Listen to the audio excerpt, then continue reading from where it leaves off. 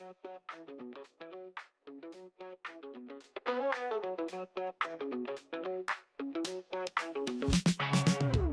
to the spot. It's time to ignite. Oh yeah. Operation Hangout. The feeling's just right. Chilling with the crew. We're ready to groove. Opinions flying high. Come on, let's move. Hang out all night long, all night. Laughing and debating, playing our song. Oh yeah. Share your thoughts, don't be shy. Don't be shy. Operation Hangout, let's reach for the sky. Let's fly. Pull up a chair, let's get in the zone. Voices blend and smooth, like a funky trombone. Oh yeah. Topics from the heart, making us think. With a twist and a shout, raise up your drink. Cheers! Hang out, all night long, all night. Laughing and debating, playing our song. Oh yeah. Share your thoughts, don't be shy. Don't be shy. Operation Hangout, let's reach for the sky. Let's fly. Bring it down, shake it up, feel the beat. With every word we share, the circle's complete. Living loud, think it proud, that's what we do. Oh yeah. Join the club, come on through, we're waiting for you. Alright. Hang out, all night long, all night. Laughing and debating, playing our song. Oh yeah. Share your thoughts, don't be shy. Don't be shy. Operation Hangout, let's reach for the sky. Let's fly. Hang out.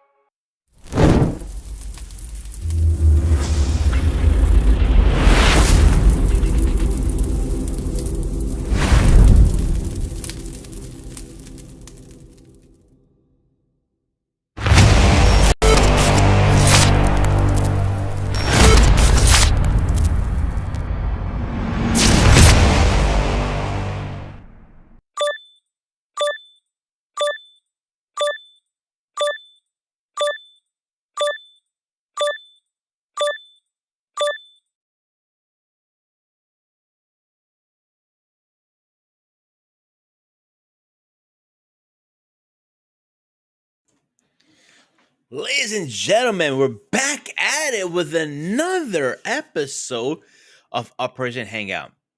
You read the title, of course. Paper versus screen. I have an issue with paper versus screen because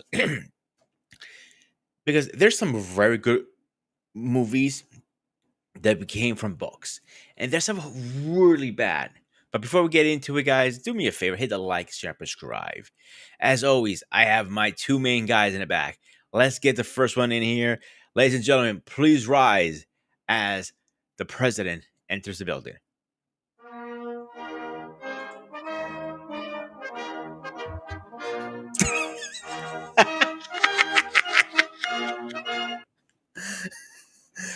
Okay, that's a new one.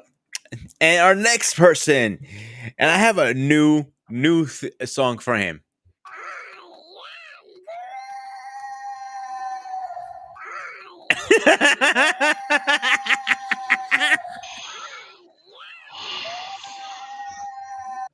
All right, David, please do me a favor. Just say it one time. I am Groot. I am a meanie. All right, let's go What's up around the with the circle. what's up with the Richard Nixon salute? I was like, that's the only thing I can think of Richard Nixon because he did that. There you go. He studied I politics. All have right, to. Paul. Let's start with you. How are you doing tonight, my man? I am doing well, doing well. That's good, David. Well, I'm watching what happened to TikTok at midnight. So I'll keep Ooh, my that's gonna be eye a on big the one. pulse. Oh, it's gonna. A lot of people are bumping from TikTok to Red Note, which is actually Chinese app on purpose, which doesn't make any sense. But hmm. I agree with you. I'm not going to disagree. But we're not here for that. We're here to talk about I know. paper versus screen. I already gave you my little 2 cents, so I'll let you guys have the floor for a minute. Paper versus screen. Paul, you Go want to go for it. first? Sure. I don't like the title. I don't like the terms. Um, I think people need to be a little bit more mature in this space. Quite frankly, I've been around a lot of people, and I've had debates with people over the years, and it's such an apples and oranges thing that why even compare the two? It shouldn't be paper versus movies or visuals, but it should be both paper and visuals because they're meant to do certain things. They're meant for certain audiences. They elicit different reactions. They speak to another part of the stimuli of human beings. So what you cannot to compare a 200-300 page book to a 2 hour movie.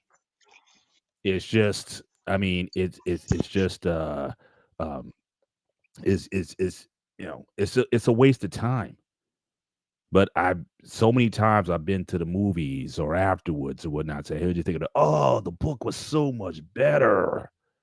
I just got so annoyed with that. It's just like, well, in many aspects, of course, it's gonna be better. Book, you can go in, you can do character development, you can do things you could do with the book that you can never do with the film, and vice versa.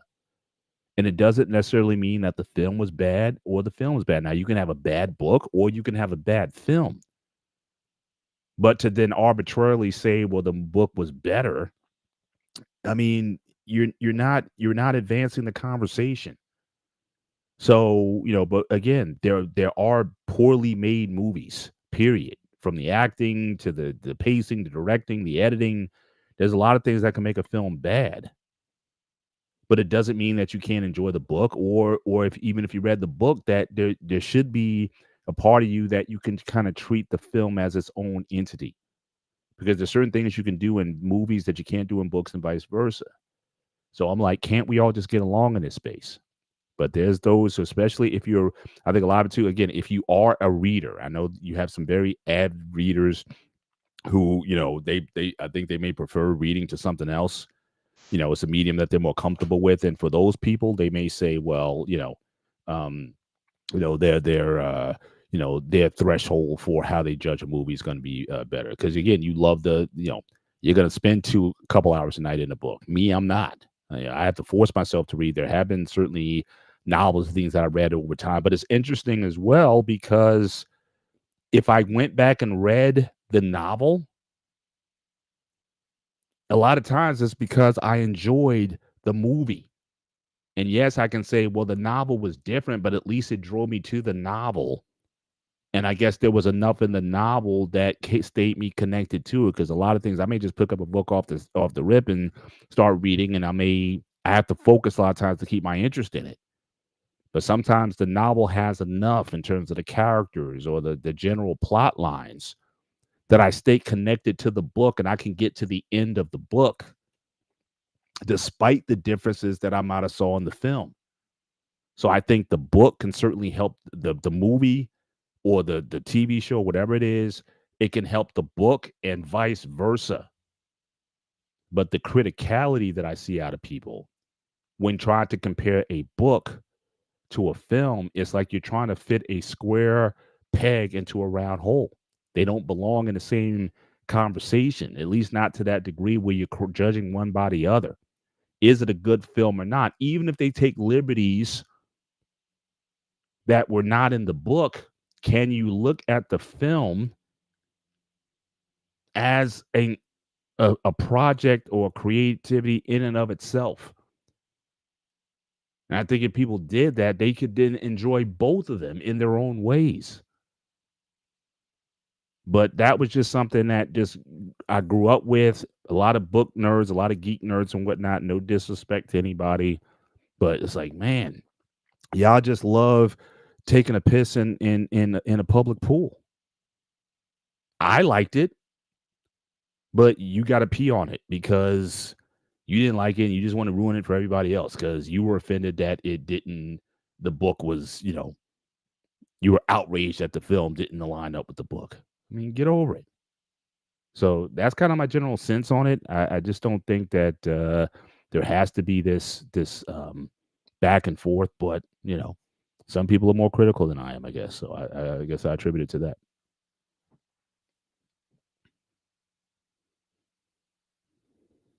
You're muted, David. I had to put my glass on, but I am glad Mr. Paul Bennett went before me. I almost agreed with him to a certain degree, but I realized there's something odd about it. Yes, there had been an age-old argument going back to the 80s when you want to compare the books to the movie. Sometimes the book that you're reading, if you want to compare it to the movie, you find out a lot of things are missing, or you feel like it's not meant to be a movie, it's meant to be a series. So I will have to be on the other side with the Paul Bennett because he do have a very solid point on that aspect of it. But yet, I hate to say it, but the American Movie Production Society have not been doing justice when they're making movies based on books. Perfect example. I know it may seem like a low blow. The Reacher. You have a movie that describes the main character as someone who is tall, with a broad build, who built like a tank, solid individual, but you have a short man named Tom Cruise portraying that character. How you do that? You go to another one, Doctor Strange. I can mention so much in that detail, but I'll keep quiet about that. But there's the issue behind it because if you want to make a movie based on the book, there has to be a level of respect to the book. I know, and I understand what the Paul Bennett is trying to say. You cannot expect the movie to mirror that of the book. I get it, I understand it, but at least try to be close to it. Try to pay homage to it. Try to have some level of respect to the book. There have been too many trash movies that did not follow the book. It drew a huge fan base that was following the book, who's hoping to see the movie. I bought the book called Lord of the Rings. I'm not gonna lie, that book is massive. I tried to read, but it will take me at least 3 months of constant reading. And me, I want to spend an hour a day reading a chapter or so just to sink in, indulge myself to go into that realm of that book. And many people who have read the book said the movie was up to 60%. That's a huge compliment. I don't hear many movies have gotten up to 50% of the book they're trying to portray. Then again, there are some books that it should never be on a movie, to be on a series or so. But the person who wanted to write the script for that chose not to and did a massacre of it. So I would have agreed with Mr. Bennett, but I would have to disagree because it's good to have people who are avid book readers who like to take their time to read the book and read the detail of the story. And when you hear they're gonna make a movie, the first thing comes to your mind, and I hope they don't murder the book. But when you see too many actors and directors who try to produce such movies that is supposed to mirror the book and did a very poor piss job, this is where we have this debate that been going on for more than 30 years and counting. Which is better, the movie or the book? The book or the movie? It's not going to end if you continue to have bad directors. So I will have to be on the other side. I would have loved to agree with the Paul Bennett. He do have a point anyway, but I also do got a point whereby if you're going to make a movie based on a particular book, at least try to have some respect for it. Don't just butcher it. Because there are people who come to these movies that based on the book and looking to see something that's gonna be close to it. So you will have to respect the audience. That's my feeling on that one.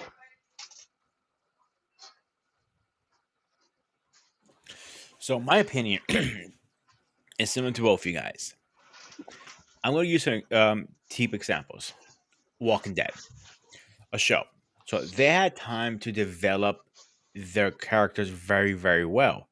The beginning of a couple of seasons, they stuck pretty close to the storyline. I would say probably 80%. I'm coming a little slack. 80%. It is a show. They're only allowed to do so much on air, but it was pretty close. But they all of a sudden they went to the left. I'm like, and they were like off topic completely.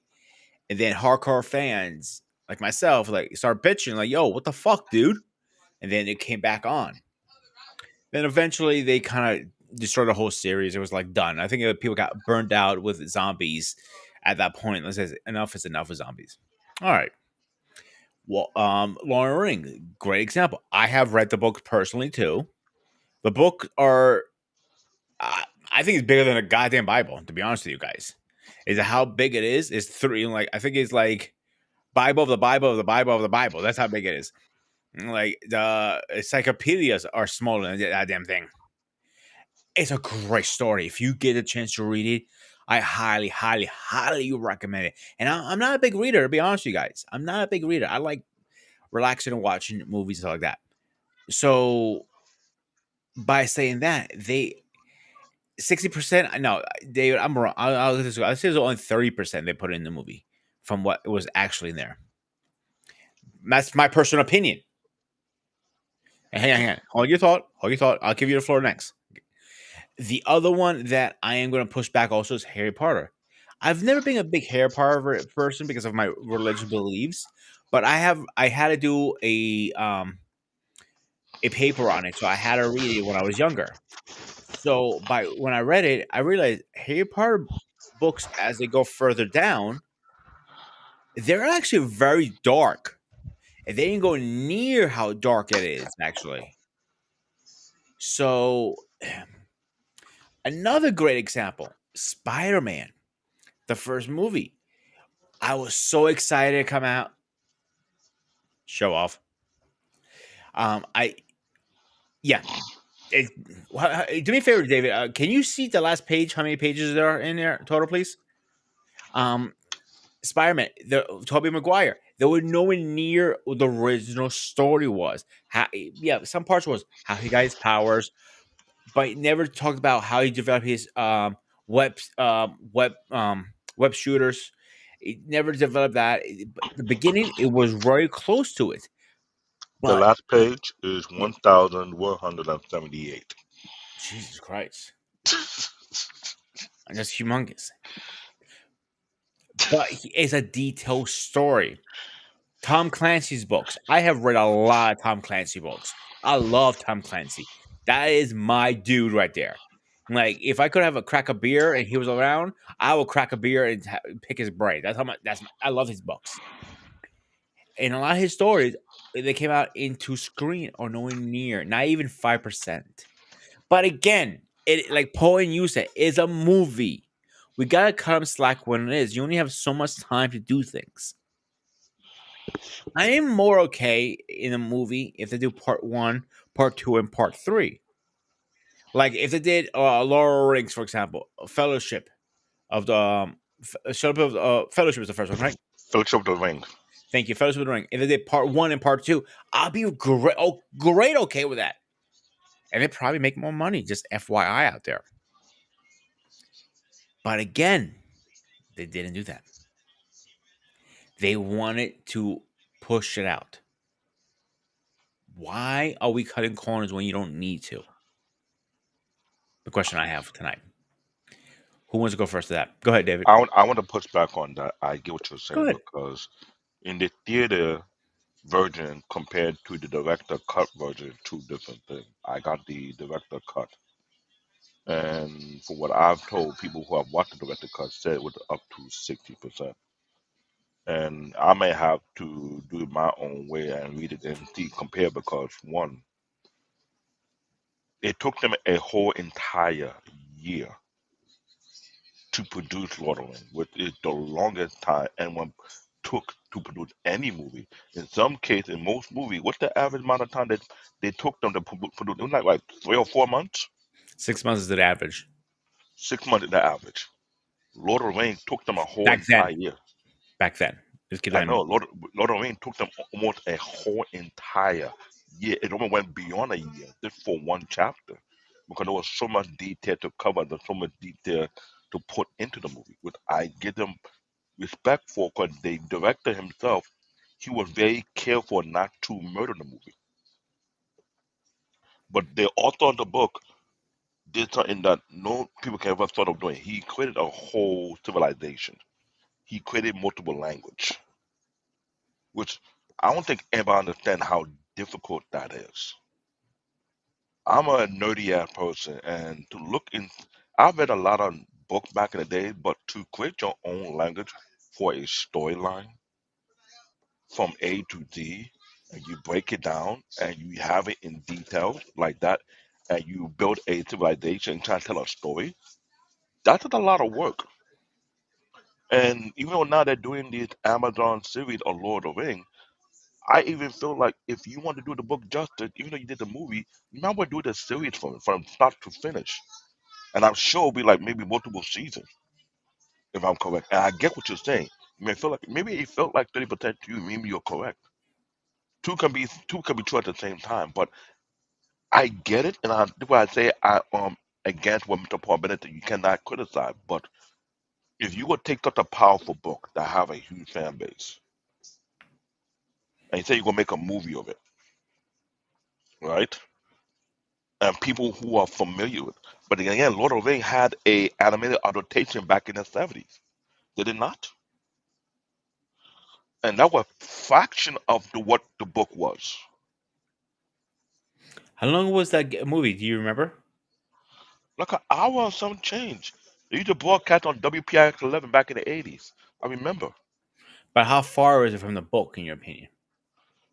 It's about maybe 10, 15% of it or less. So I get what you're coming from because this is why I have lost a lot of interest in the movie industry in the United States. Because I feel like they putting too much trash ass movie out there. They're not really putting out masterpiece.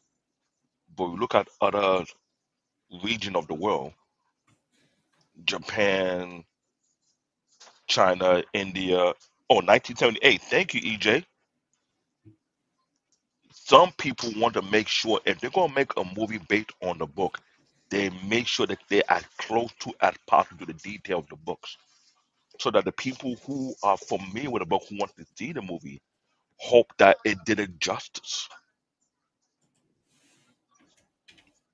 I'm gonna be a very severe critic when it comes to the movie industry of the United States. The past 10 years, how many great movies that you can say within the past 10 will be an iconic movie?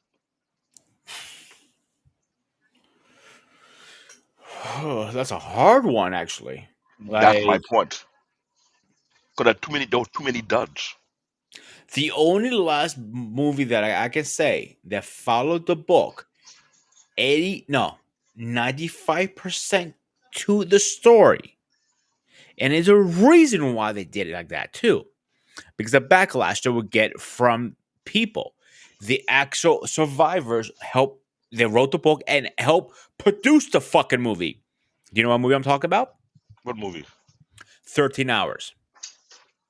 Mm. I met the survivor. I met Chris Tanto. I showed pictures. I will post pictures again if you guys want to see it.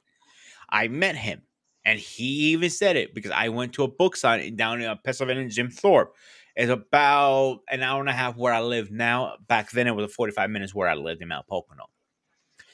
Great guy. And I even asked him, "How did you get close to the book?"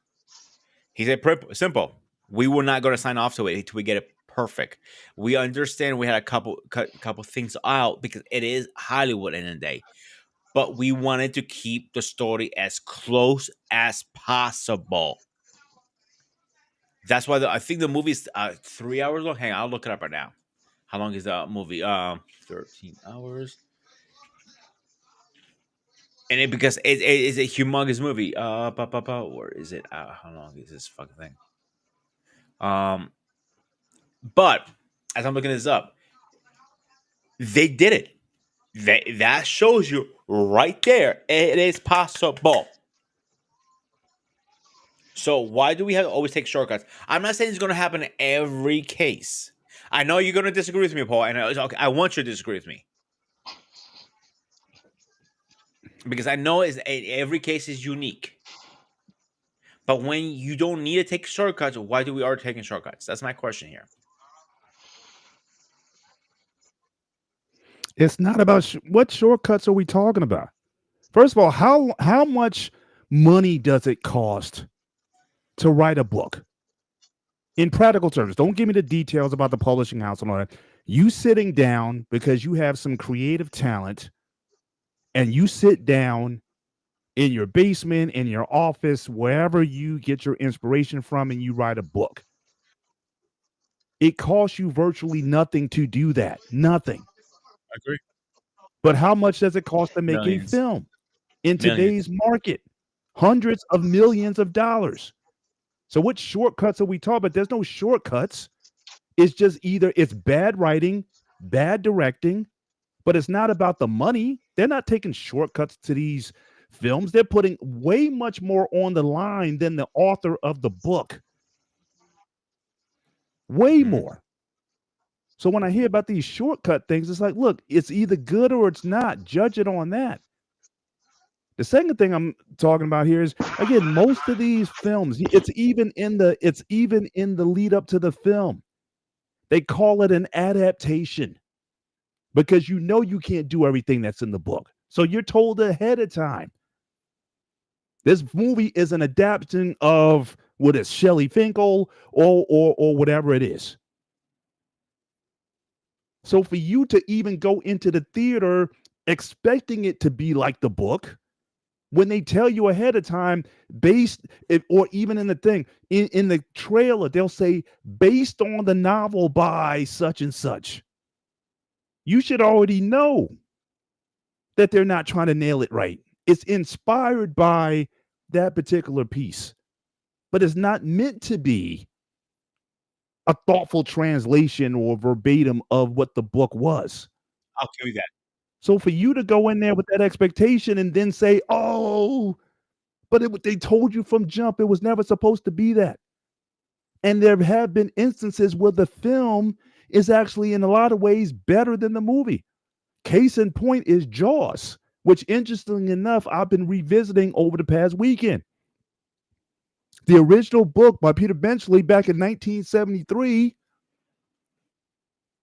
the producers got early copies of the book. They loved it. They said this would make a great movie, but they knew that they couldn't redo the book because the characters in the book are very different than what's in the film.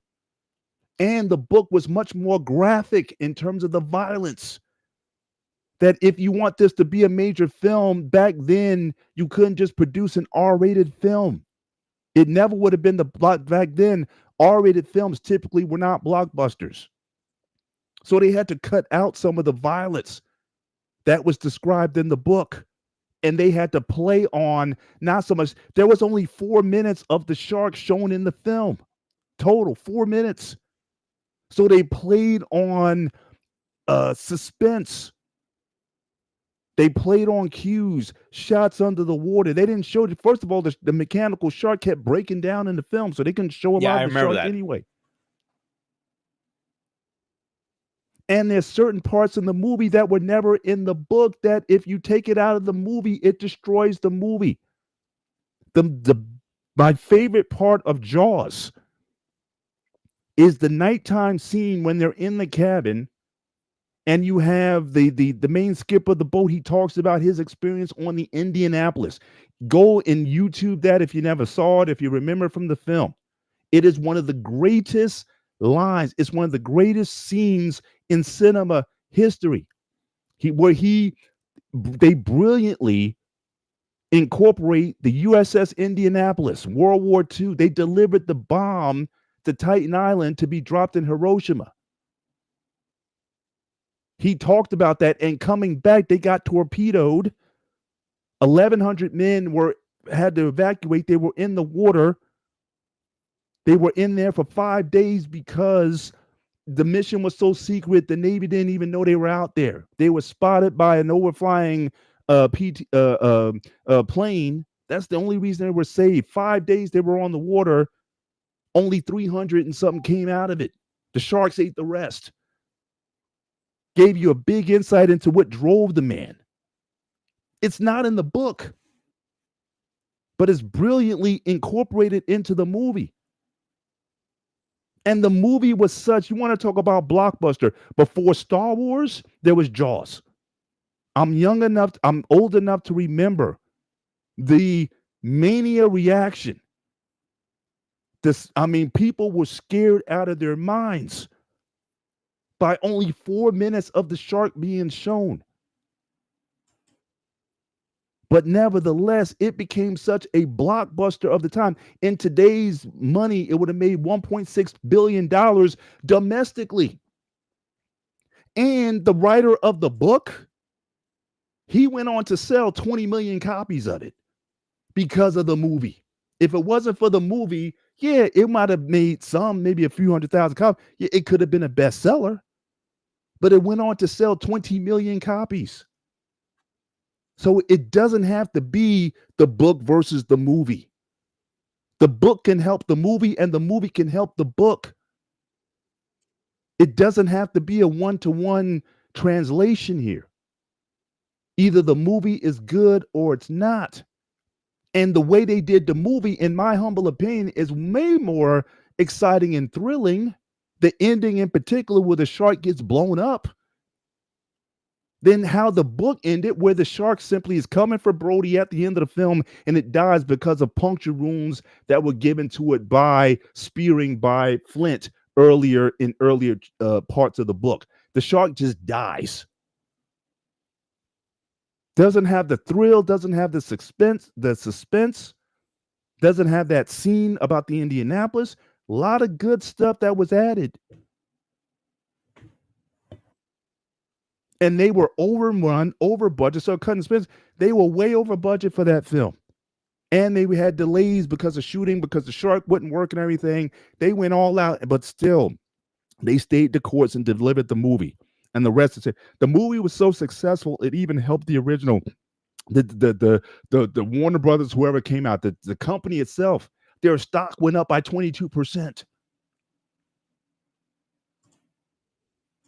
So yeah, movies can make a difference in terms of your book sales if you do it right.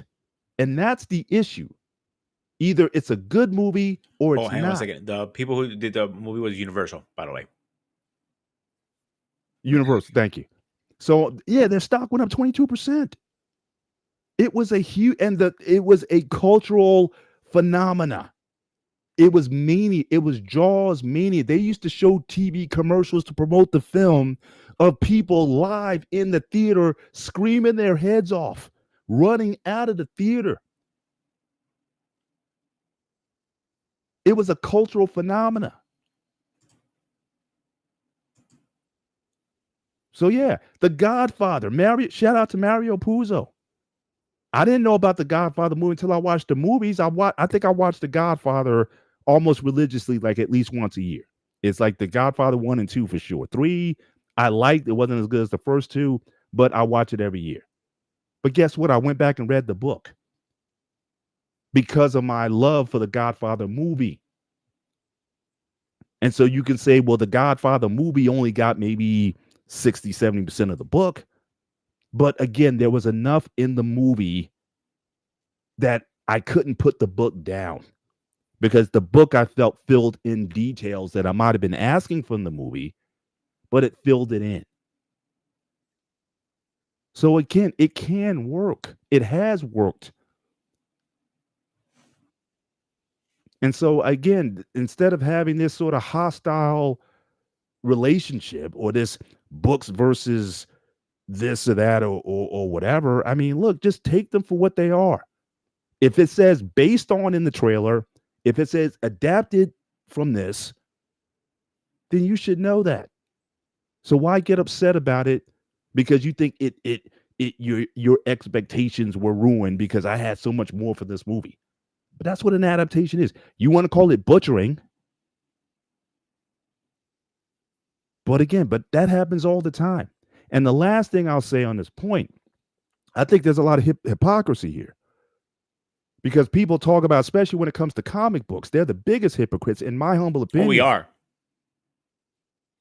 because they change if the writer changes, if the artist changes, they change comic books all the time. How many comic book series of Superman have been out Let's there? count.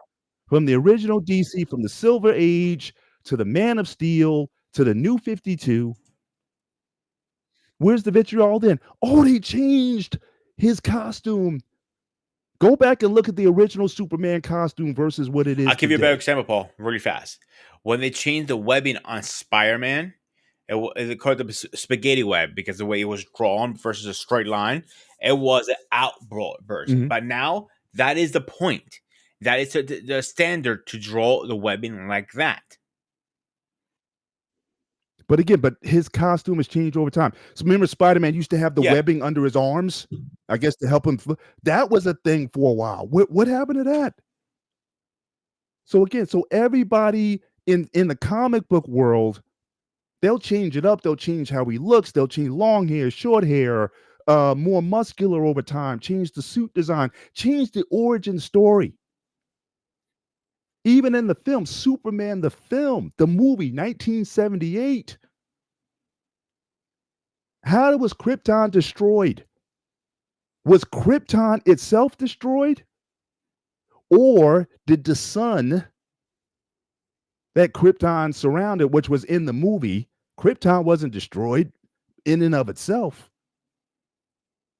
It's the sun, the red sun exploded, and then Krypton was exploded. So they changed the origin of that, but it didn't matter. Because for the first time, you're seeing they made you believe that a man could fly. Christopher Reeve nailed it. So I mean, I just think that people just are so anal in their expectations. And I'm just saying, chill, take it for what it is. I'm not saying you have to like the movie or love it, but can we treat it just as we do with everything else, with every comic book, every time they come up with a new title, every new banner, every new series? How many times the Hulk has changed over the years? First, he was gray. Then they made him green.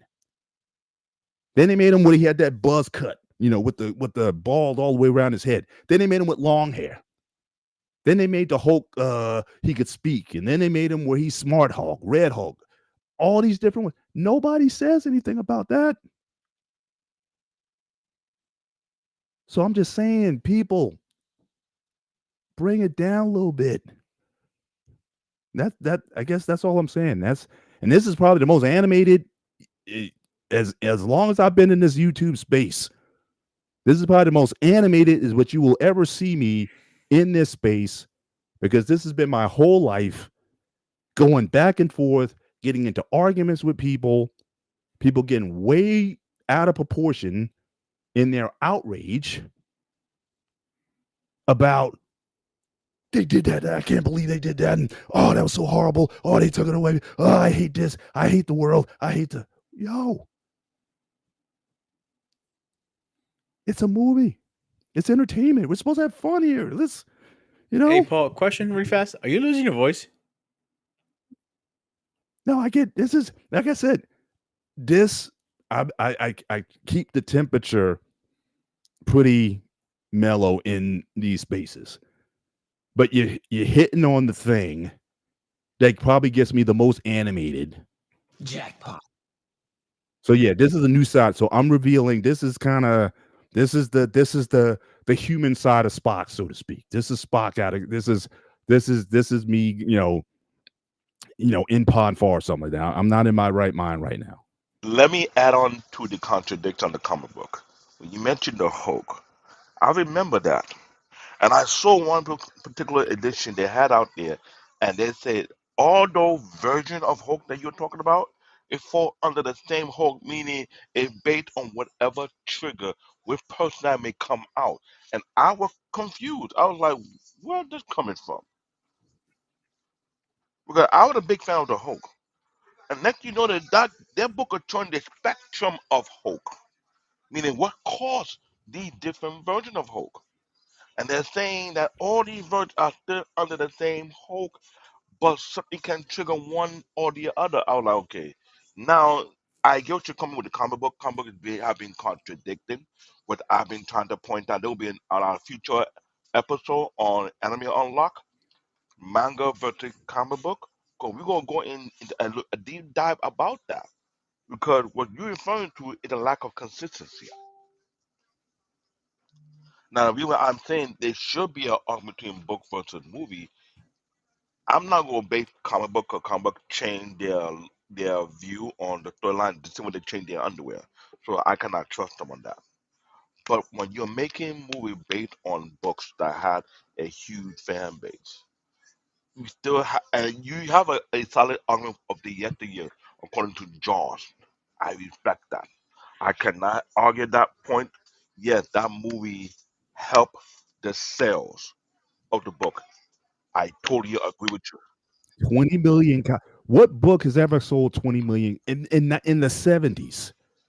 And I had to agree to 20 it. I million. cannot argue that point. But now as time has changed and how the level of criteria have come to place, it becoming very critical. And when I'm saying critical, I'm wondering, are they producing great directors, great producers who have a strong level of creativity? Because as I look at the movie industry in the US, it's almost piss poor, to be honest with you. Look what I said within the last decade. How many movies do you think will be a icon? And I haven't been in theater in a while. Even before the pandemic, there was some movie I was looking at. I'm not feeling it. And now you look at even after the pandemic, it's more than enough reason you to work on your creative chop. But these days, it's almost as if whenever someone will do an adaptation of the book on this soil, you got to take a huge grain of salt, not a pinch, not a handful. The question with that salt is it Remember, kosher salt a, or table a salt? shovel. I'm combining all the shovel of sea salt, table salt, and all other salt you can think of combined together and put on that because you're not sure if you will wish you didn't spend your money. You know how many time I hear people say they want the money back when they go to the theater and find the movie was trash? I have never said that straight up. To be honest with you, but I have I people mean, say that. Now, is it okay for you guys that you know what the movie was okay, but the book was better? in some cases, I wouldn't even say better. It's to be better, they have to live in the same class. They have to be in the same category. It's like two athletes Hmm. going at it. You have to be playing the same sport. They're different sports. So why am I going to say that this is better? Either it's a better book. I say I like this book was better than that book, or this movie was better than that movie. But I think it's a category mistake to say, well, the book was better than the movie, or the movie was better than the book. Like I said, they're two totally and, different and stimuli I'll give you in that. the I'll give you that brain. argument because when people reading the book, they're basing it on their imagining what they perceive what the book is telling them. That's out of the back. Yes. Another thing, the book is not even a graphic novel, which give that position whereby you cannot compare the book, which I also understand. Now, let it be a graphic novel, and it's huge, and there's so much detail, and it shows the scene. Then I would Walking say, Dead, for yeah, example. walking there for. Then I would say yes. But there's some book that the description there has some pictures in between, but not all the time. But it give you a look of things. Don't even have map. Then you guys say, you know what? Now you can't. Like I need to find a book called The Doom. Because Doom's another iconic movie that was done before in the past and got remastered again. And now it's on Netflix. I watched the part one. I was like, I like it. It seemed look a little bit better than the old version. Yeah, But I need to watch I had part seen two. reaction. But still, I haven't read the book. Me neither. So Eric this is has. I know. something. I know. This is something. Yeah. Here's my thing. When it comes to book versus movie, I have been, like I said, I'm a beyond tough critic with it. I have an issue with it because for some apparent reason, some people don't know how to do an excellent job of being the producers. Large section of the movie, I never read that book. I wouldn't even care about. But what I'm talking about, I watch the movie industry. I wonder where they get these scripts and these ideas from. And nine times out of ten, the storyline sucks real bad. All they're doing is putting some little action or made up some scene, some fight choreography, whatever, hoping some explosion make that will sell. No, you need to have a storyline that makes sense. And I get turned off, and I think maybe you think the American public is dumbed down or something. Then when you want to do a movie now, forget the movie industry right now in the U.S. It's now leaving the U.S. and now going to the streaming platform. Amazon have the money to produce movie and TV series. So does Netflix. Now you can't call them US based when Netflix is now a global based company that have reached in almost every region around the world. Amazon is competing with them. They think to jump into the market. They realize the global industry has changed. But at the same time the global industry has changed, movie production has changed as well. Some regions of the world are doing a better job than the United States if they do the adaptation of the book. That's the problem. And why is that? Let me see. Hold on. I love that movie, Fast and the Furious. Took me ain't anime, but they want the movie Fast and the Furious. I think it's not based on a book. I don't think so either. It was based on a particular idea, Street racing. and which is free racing. But for some fair reason, it opened a doorway because let's be honest, street racing have been a huge thing in the U.S. That later on transitioned to Japan, as well as some other regions of the country of the world. But it's not heavy globally. But that movie itself was based on the customization of cars, which a lot of car maker was fighting against. They didn't like the fact people would buy their cars, take it somewhere and customize and give it its own unique look. Because people don't want it to be cookie cutter look. But now realize there's a huge market behind it. And when that movie hit, then all of a sudden, no disrespect, Ford is a copycat. They give you different versions of the Mustang, which they're allowed to happen. So when it comes to Fast and the Furious, it wasn't based on a book. It was based on an idea that grew to something much bigger than what it is. And how that got their storyline, I don't know. But I had to give prop where prop due because So a little it's backstory on Fast and the Furious. So they got the idea from street racing, but original idea came from a magazine called Race X that Ken Lee wrote the magazine, and he's huge. So you a little bit wrong there, also, David. The Japanese, yeah, Japanese racing was before Fast and Furious came out. They've been drifting, longest drifting. Drifting's huge in Japan. I mean, that I'm aware of. humongous. Definitely in the villages because they drive around around the I'm mountain. aware of. I'm aware of that. Yes, I'm Yeah, very aware of that. and a guy called DK, not Donkey Kong, like most people think it was. DK stands for Drift King. He's actually a real person. He was actually in the movie. He was a fisherman, believe it or not. I mean, he's making a comment like, "Oh, he's getting good finally," or some shit like that. Oh, So I remember you talking about. I remember him. Yes. yeah.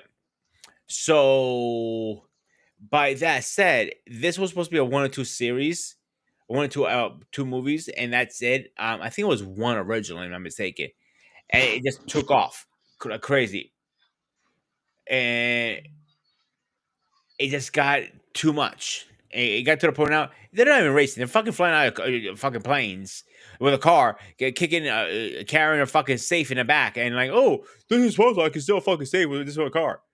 Like, are you fucking stupid, or should I smack you now? But the thing is, the movie itself, it brought a lot of questions. I know people was asking, is it based on a book? Is it based on a book? Because the story is almost connected. There was a level of consistency in the franchise on Fast and the Furious, No, you're wrong.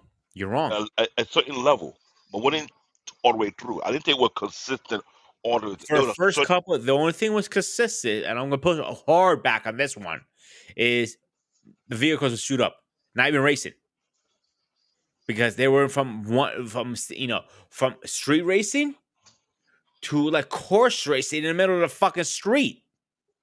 You show me a fucking course in New York City or any major city that street racers can do that, and they can get away with it. No cops will come after them. That's Not my point. possible. Not in New York. Any Yeah, but city, United States, I said any city. Name one. hmm,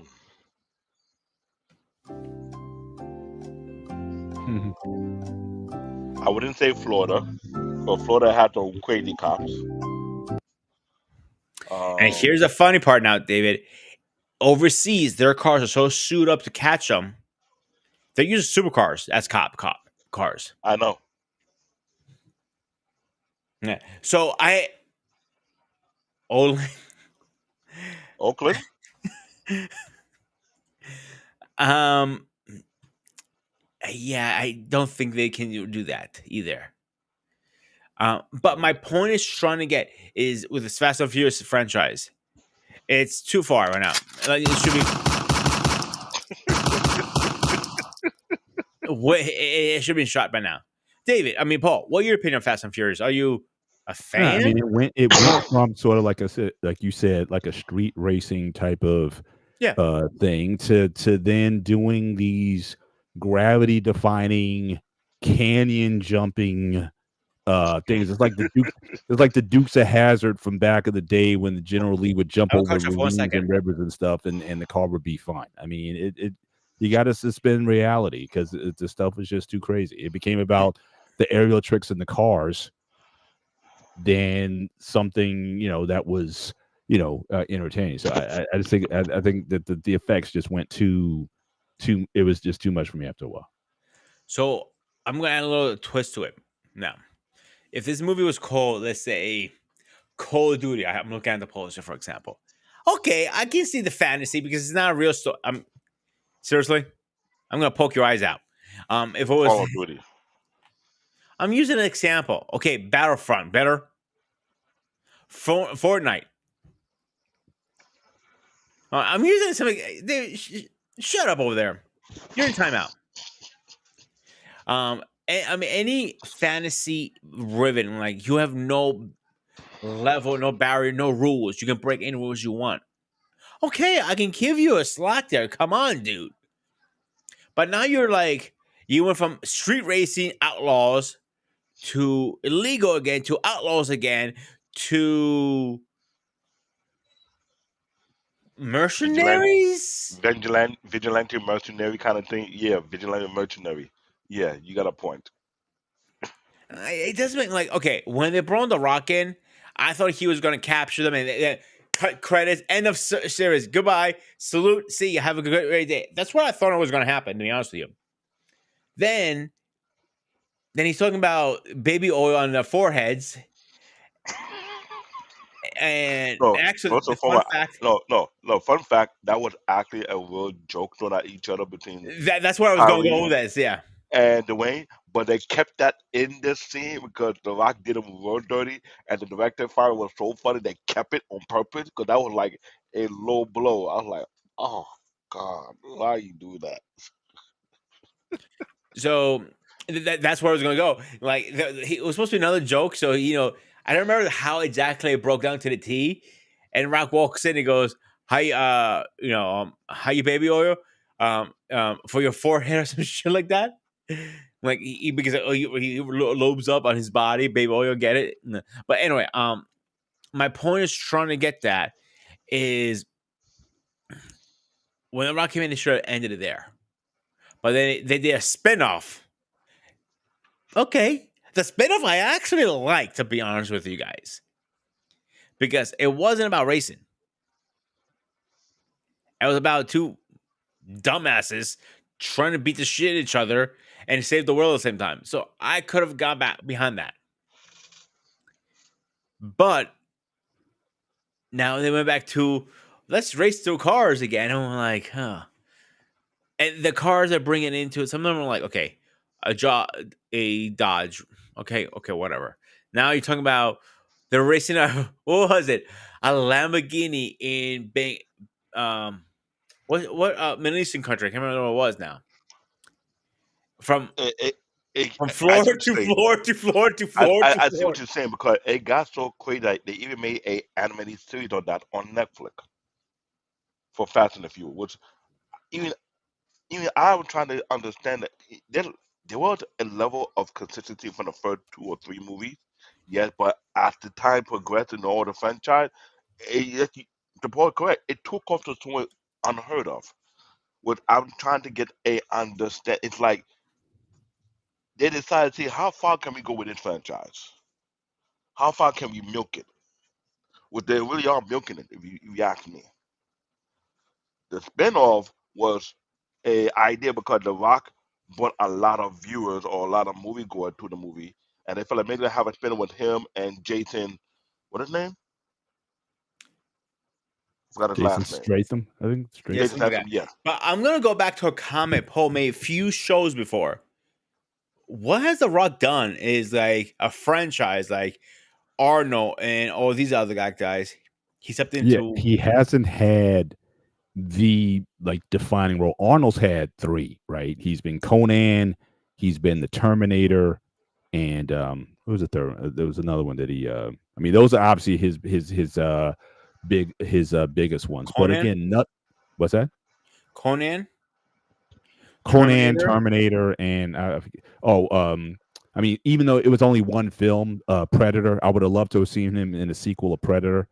But again, he's had those blockbuster movies. I don't think The Rock has had what I would consider a blockbuster film.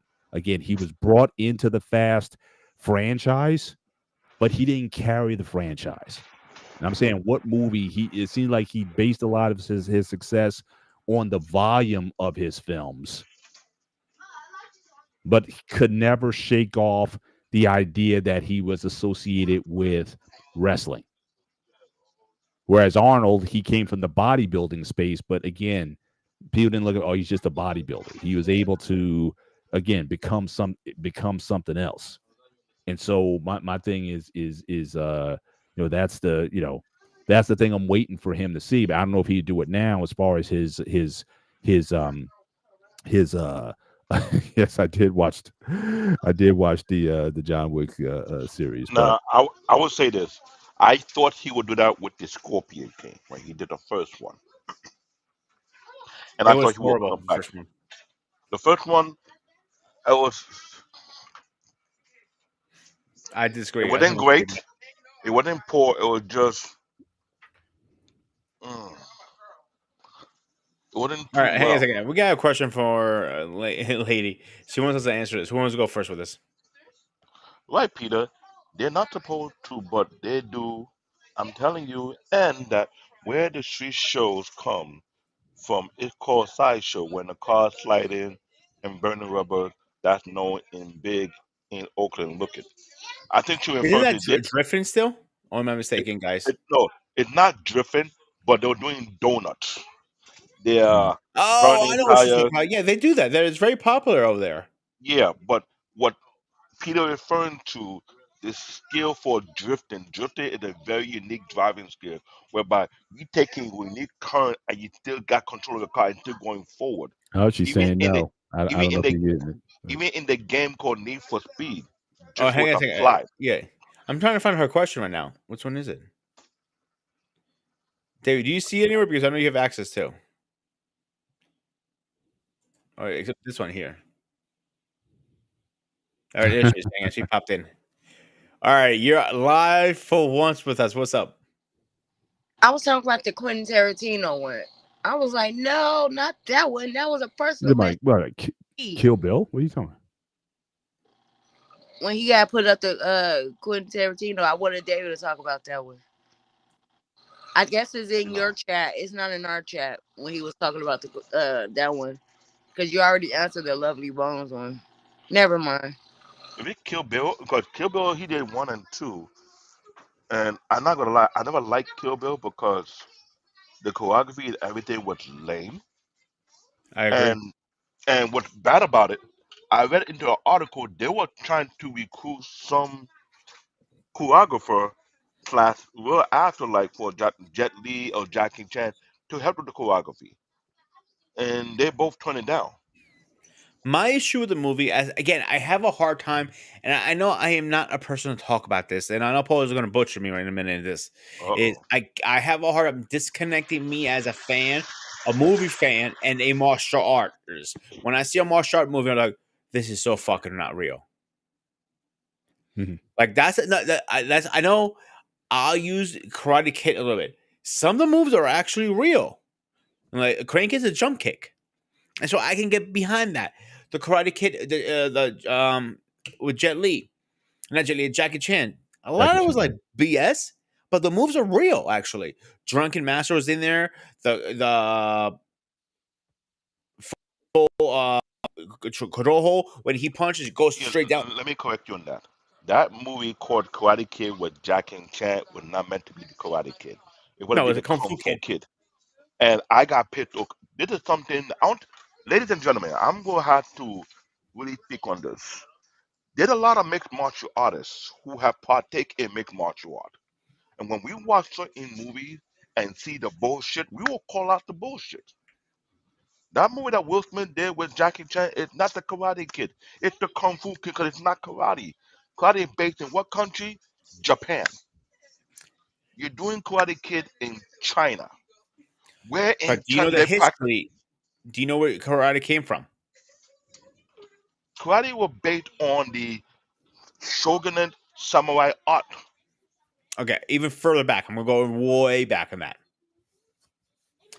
Believe it or not, karate came from China. Yeah, but they explained that in the original Karate Kid. Yeah, It came that's from a true China. story. China is Tay. Part two. No, it was in one Was it in where one? Miyagi explains it to Daniel in the '84 movie. Came out of China. It's called Tay, meaning hand, and then it went to China. It went to Japan. It became karate, empty Yeah, hand. right. I don't know if you guys see it right Okay, here. I have the symbols right here, tattooed on my arm. okay, I get it now. Yeah. I understand that because the way the art form in karate was nowhere near to kung fu, and in Let me China, ask you guys a question now, as we're in the topic, and I really want to hear your opinions on this. The new Cry Kid movie. Watching the trailer, what you guys' opinion is? I can't play because we're gonna get copy striked. I didn't see the trailer either. I might have saw like a teaser trailer of that. I didn't. Well, I think it's supposed to be Jackie Chan and somebody else in it, right? Like they're combining. It was the original Cry Kid movie. Danny or Daniel, whatever you want to fucking call his name, Yeah. Him and and Jackie Chan are going to be. I don't mind it. I mean, look, when Cobra Kai the series came out, I know we talked about I love it was very nostalgic, so I loved it. So anything they do with that, you want to bring Jackie in, you want to bring the gang back together. Again, it's fun. So I'm not going to be so like I'm not hypercritical about how I enjoyed the Kung Fu Kid or Karate Kid or whatever you want to. Yes, I recognize David. It wasn't karate. Yes, I get that. But obviously, again, we're talking about a different property or franchise. Clearly, that's a studio decision. So wait a minute, Karate Kid is very popular, and if we want this to sell in, I don't think it would have made a difference at all in Asia if you would have named it Kung Fu Kid. But in America, yeah, you better leverage on. People love to leverage on famous brands. It's all about branding here. So they could have named it something else, but kung fu is not as in the minds of Americans as karate is, and you had the successful franchise, not all the films, but a successful franchise with the Karate Kid. So yeah, they're gonna say, look, a producer or exec said, look, you need to name the movie Karate Kid, or you don't get funded. I'm sure that happened. I just saw the glimpse of the new trailer you're referring to, and I saw Jackie Chan visit Ralph. Cho- Okay, you know what? Nacho. I I see what you're coming with a new one because here's the thing. I If got anybody more watches, if anybody watches anime on Netflix, what's happening anime. became You mean the extremely show popular. I'm trying to get the name of it. Um, Cobra Kai? no, not Cobra Kai. Hold on, Eli. What that movie? What that anime we watched? Have it adult rated with that kid with the champion on the underground? What the name of it? No, not Tekken. Not Kengo Show. The other one. Yeah, Baki. Baki the Grappler. The anime So called hang on a Baki the second, David. Grappler. Let me add a little more. Let me add a little more season to his soup we're building right now. All right. Hmm. This is gonna be a precursor of Cobra Kai. They're now you're gonna talk about Cobra Kai. They're gonna forget about Cobra Kai. Cobra Kai doesn't Hmm. even exist in this world. Hmm. That's where I have an issue a little bit. Like second issue, I have they were literally advertising all over Facebook, YouTube, TikTok, you name it, all over every social media. We're looking for the next Karate Kid. Put your applications in. And less than 6 months, we have a trailer already out. I think Which the is movie crazy. got rushed. Which is crazy. Yeah. And this is Or they already found the person, they're just promoting it like that. You'll be the next Karate Kid. We're looking for Mr. President. You're the next Karate Kid. Whatever the case is. I get it. I get it. It's a movie. They're gonna promote it, and they're gonna find every stupid way to promote a fucking movie. I get it. Yeah, like I said, they're gonna leverage on again brand. Like yeah, America is all about branding. So again, if it's a popular brand that you can link yourself with, they're gonna do it.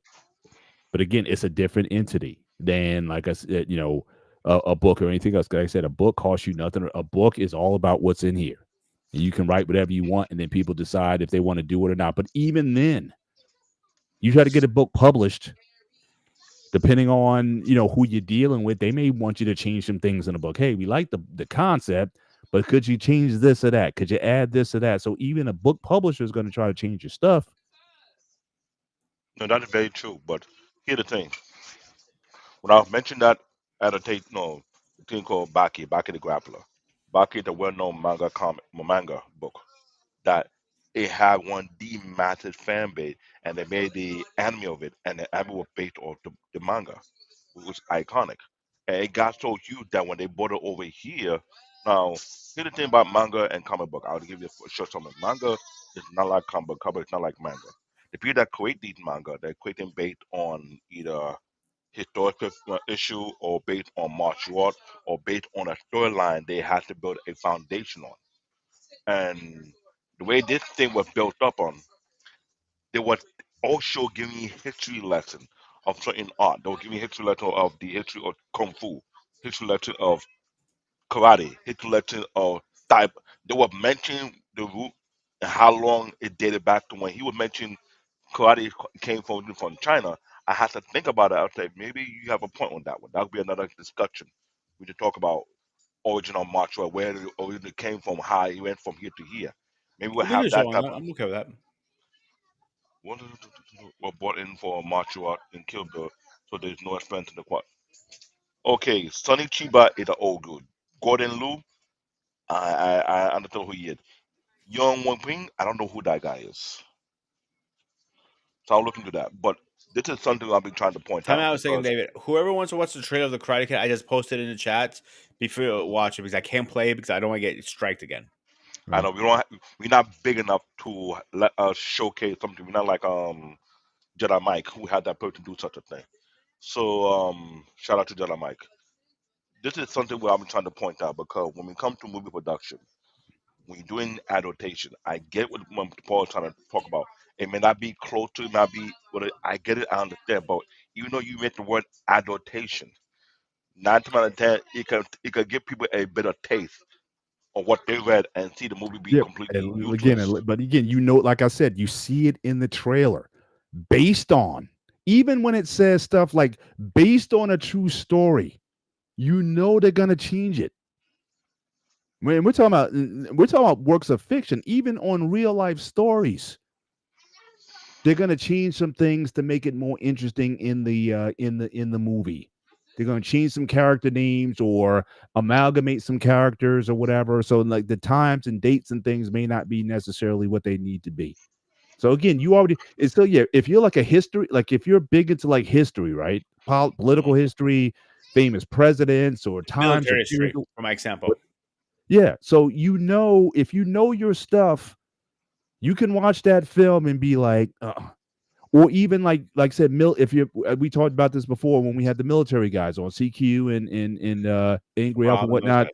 Again, he even said, look, he loves Top Gun, but is it accurate in terms of like how they do stuff? It's like, but he can, but again, he can still enjoy it because again, he recognizes it for what it is. I get it. I get it. Oh, I'll give you a great example. I'm a huge Top Gun fan. That is one of the movies that got me into military stuff and in military, Same, whatever. same. Maverick wasn't as good. I can respect the movie still. I can respect what they did with it. I can respect how they trained for it because they were actually in real Yeah, F-15s. the most realistic flying. You talk about being in the from a cockpit view, the flying and everything. Very realistic, very better than Top Gun in my view. So yeah, I mean, like I said, it's you know yeah how they do things, maneuvers. I've watched videos of people in the military, fighter pilots, naval pilots, what's wrong, what they got wrong, what that yeah, you can do all of that. And it's not to say that they don't it's not like they don't bring military consultants in on these films, just like they bring in martial arts experts, as Eric was pointing out, on these It is martial true. arts It is films. true. They do. But they understand too. It's like, look, we're trying to again, it's about entertainment. If it's Right. this, and I said, how do we enjoy professional wrestling? I mean, we know they're not landing punches all the time. We know that it's gimmick. We know that, but it doesn't stop us from Oh my enjoying it. god! But professional wrestling is not based on the book. No, but remember, back in the day, though, come on, the end up back in the day in the era of kayfabe, you couldn't tell a lot of people that wrestling was fake. You get into a fight, you in the Yes, South, yes, and you went up there and said, "Oh, wrestling's fake." The guy who's a big fan of wrestling, you get into a fight. Right? that is They true. Hey, sold you it know as what? such. I'll tell you a funny story that really happened. My uncle was a humongous. My uncle Pete was humongous wrestling fan. So he was at WCW event. Mhm. So he was at the back. Wrestlers come back and forth. He got in an argument with a wrestler, but not any wrestler. Bang Bang Bigelow. He got an argument with. Oh hell no! And my godfather, my uncle was a huge motherfucker. So I don't remember I don't remember because I wasn't there, and I'm hearing this from my mom. Like, I don't remember what they argued about. So at some point, my uncle goes, "You know what? I can take you in the ring." He goes, "Okay, let's go." My uncle got his ass whooped, of course, but this time my uncle was in a fucking ring. Yeah. Yeah. So I again, I so I we're, I, we're I get it.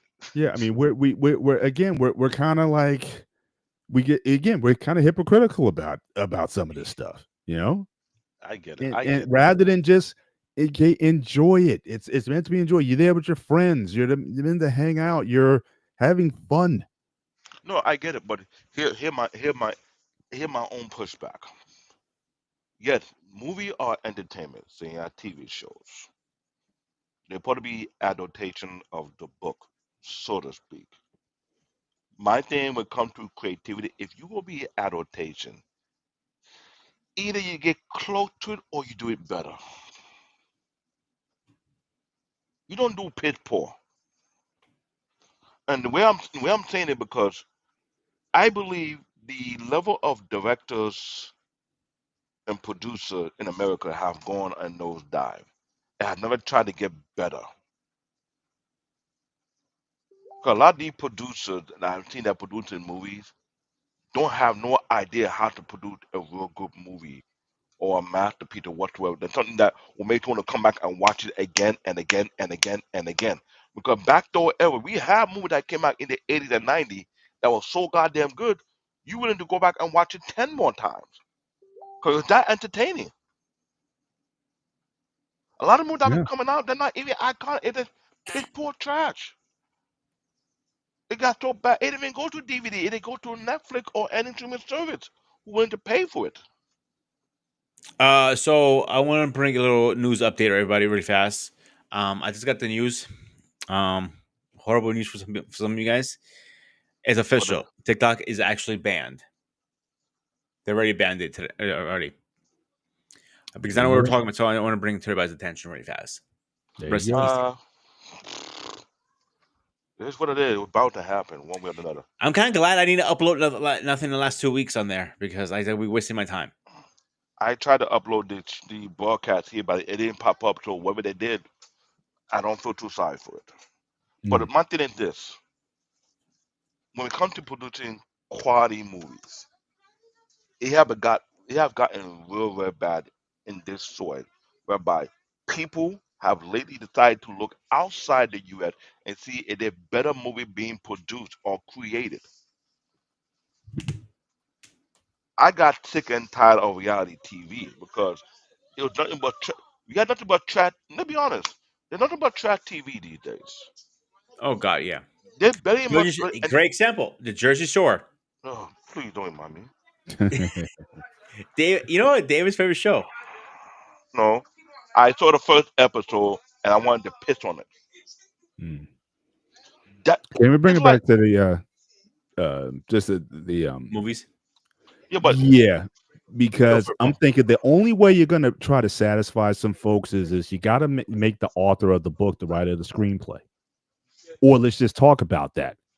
A screenplay is not typically the book or the novel. The mindset of someone writing a screenplay is drastically different than a novelist. It just is. So again, if you want it in its purest form, you're gonna have to give the writer of the book total creative control over the project.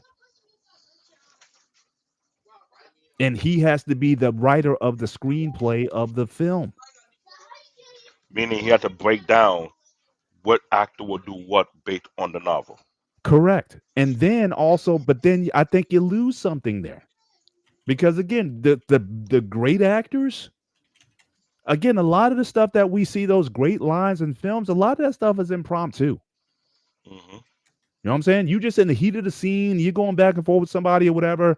You got to just let the actor just do what they do. It may not be exactly what was in the book or the energy of the scene, but you got, like I said, the scene with Flint talking about the Indianapolis disaster in World War II. You just got to let that ride. So again, screenplay is not the novel. You can take inspiration from it, but you have to flesh it out in a way that again that is going to also appeal to the larger audience. As if you didn't write, you didn't the and let's face it, most movie books, especially to now, again, 50 years ago or 60 years ago might have been different. Hmm. But again, how many people actually read today, like like novels Thank you. and things of that nature? So I mean, the audiences for books I see is what you're going to coming be from. different. Is going to be different because again, I think you have fewer readers. We're in this again. Well, we were in the TikTok world until a few minutes ago, but again, how many people after work, you know, Yeah. how many people curl up with a good book at night? I mean, out of 10 people, you may have maybe one or two at the You know what, most. Paul? I have a question for the chat for everybody. Please let me know what was the last book you read from beginning to the end. You don't have to tell me. Give me like 6 months ago, a year ago, 15 years ago. like David's case in the 1800s era, whatever it was. Let me know when's the last book you read. Go ahead, Paul. Finish up what you're saying. I'm sorry, I cut you off. Yeah, so I'm just saying I think that's one of the few ways you're going to ensure again integrity of the product. Unless you are, like I said, unless you're George Lucas who wrote the Star Wars, but we already know the Star Wars, or it was initially titled Journal of the Wills, Luke Starkiller, and all that. Again, we never even saw, and he's the writer, he's the producer. This is his baby from inception. But even he knew he couldn't deliver everything that he wanted in Star Wars, and he's the guy who wrote it. So Yeah, I think again, he you changed had the script a few times. yeah. I mean, look, you got studio execs, you got who never had. I mean, Alan Ladd, Ladd Ladd is the reason why we have Star Wars. It wasn't for Alan Ladd at the studio. He was the only guy who believed in George Lucas's vision and for the project. Everybody else wanted to kill it. Thought it was a hokey film or whatever. They wanted to kill it. He was the only guy who stuck behind him or whatnot, and that's how we got Star Wars produced. Everybody else thought this is silly. They didn't even know what they didn't know what they had their hands on. But again, George wrote it. But again, if you look at the original story, we've never seen Luke Starkiller in any Star Wars visual presentation. At least to my knowledge. You guys may know more than I do, but I've never seen. But he was a major figure in the Star Wars, which was the book, the 1976 novelization. He was a major Ask that figure question in it. again. Who was it? Luke Starkiller. It was a Return Star Wars Force Awakening, I think it was 1 or 2. No, Star Killer? no, it was Starkiller Base. They made rest of that, but the No, character it of was a Luke character called Starkiller, Star Killer. yeah, the character was Luke Starkiller. I mean, Yeah, that's what I'm saying. It was it was PS3, I believe they gave me. David, help me out here. PS3, I think it was called Star no, Killer. I'm talking about the movie franchise. I'm not talking about the extended universe or whatever. I'm talking Oh no, about he wasn't in it. You know, that's what I'm saying. So he had to again he had to make some revisions to make it work. Some characters he didn't even have. Like Yoda wasn't even a character. He didn't write Yoda until Empire Strikes Back because he wanted Allen Guinness to it. But once he killed Ben off, he knew he needed, Luke needed to train on somebody. He couldn't just be a ghost figure for the whole film. So he created Yoda directly for Empire Strikes Back. So again, things evolve. Things, have a, you know, but you can't be so, so fixed. But yeah, but that to me, that's the only way you're gonna have any kind of, if Tolkien, you talk about Lord of the Rings was maybe 60% of the book, unless you had Tolkien alive today or when it was made, I don't think you would have had, you know, that's the only way I can see it being even any more than it was. And then even still, now again, going back to the Jaws example, they bought the rights to produce the film for like $100,000. So if you are the writer and you decide to sell out,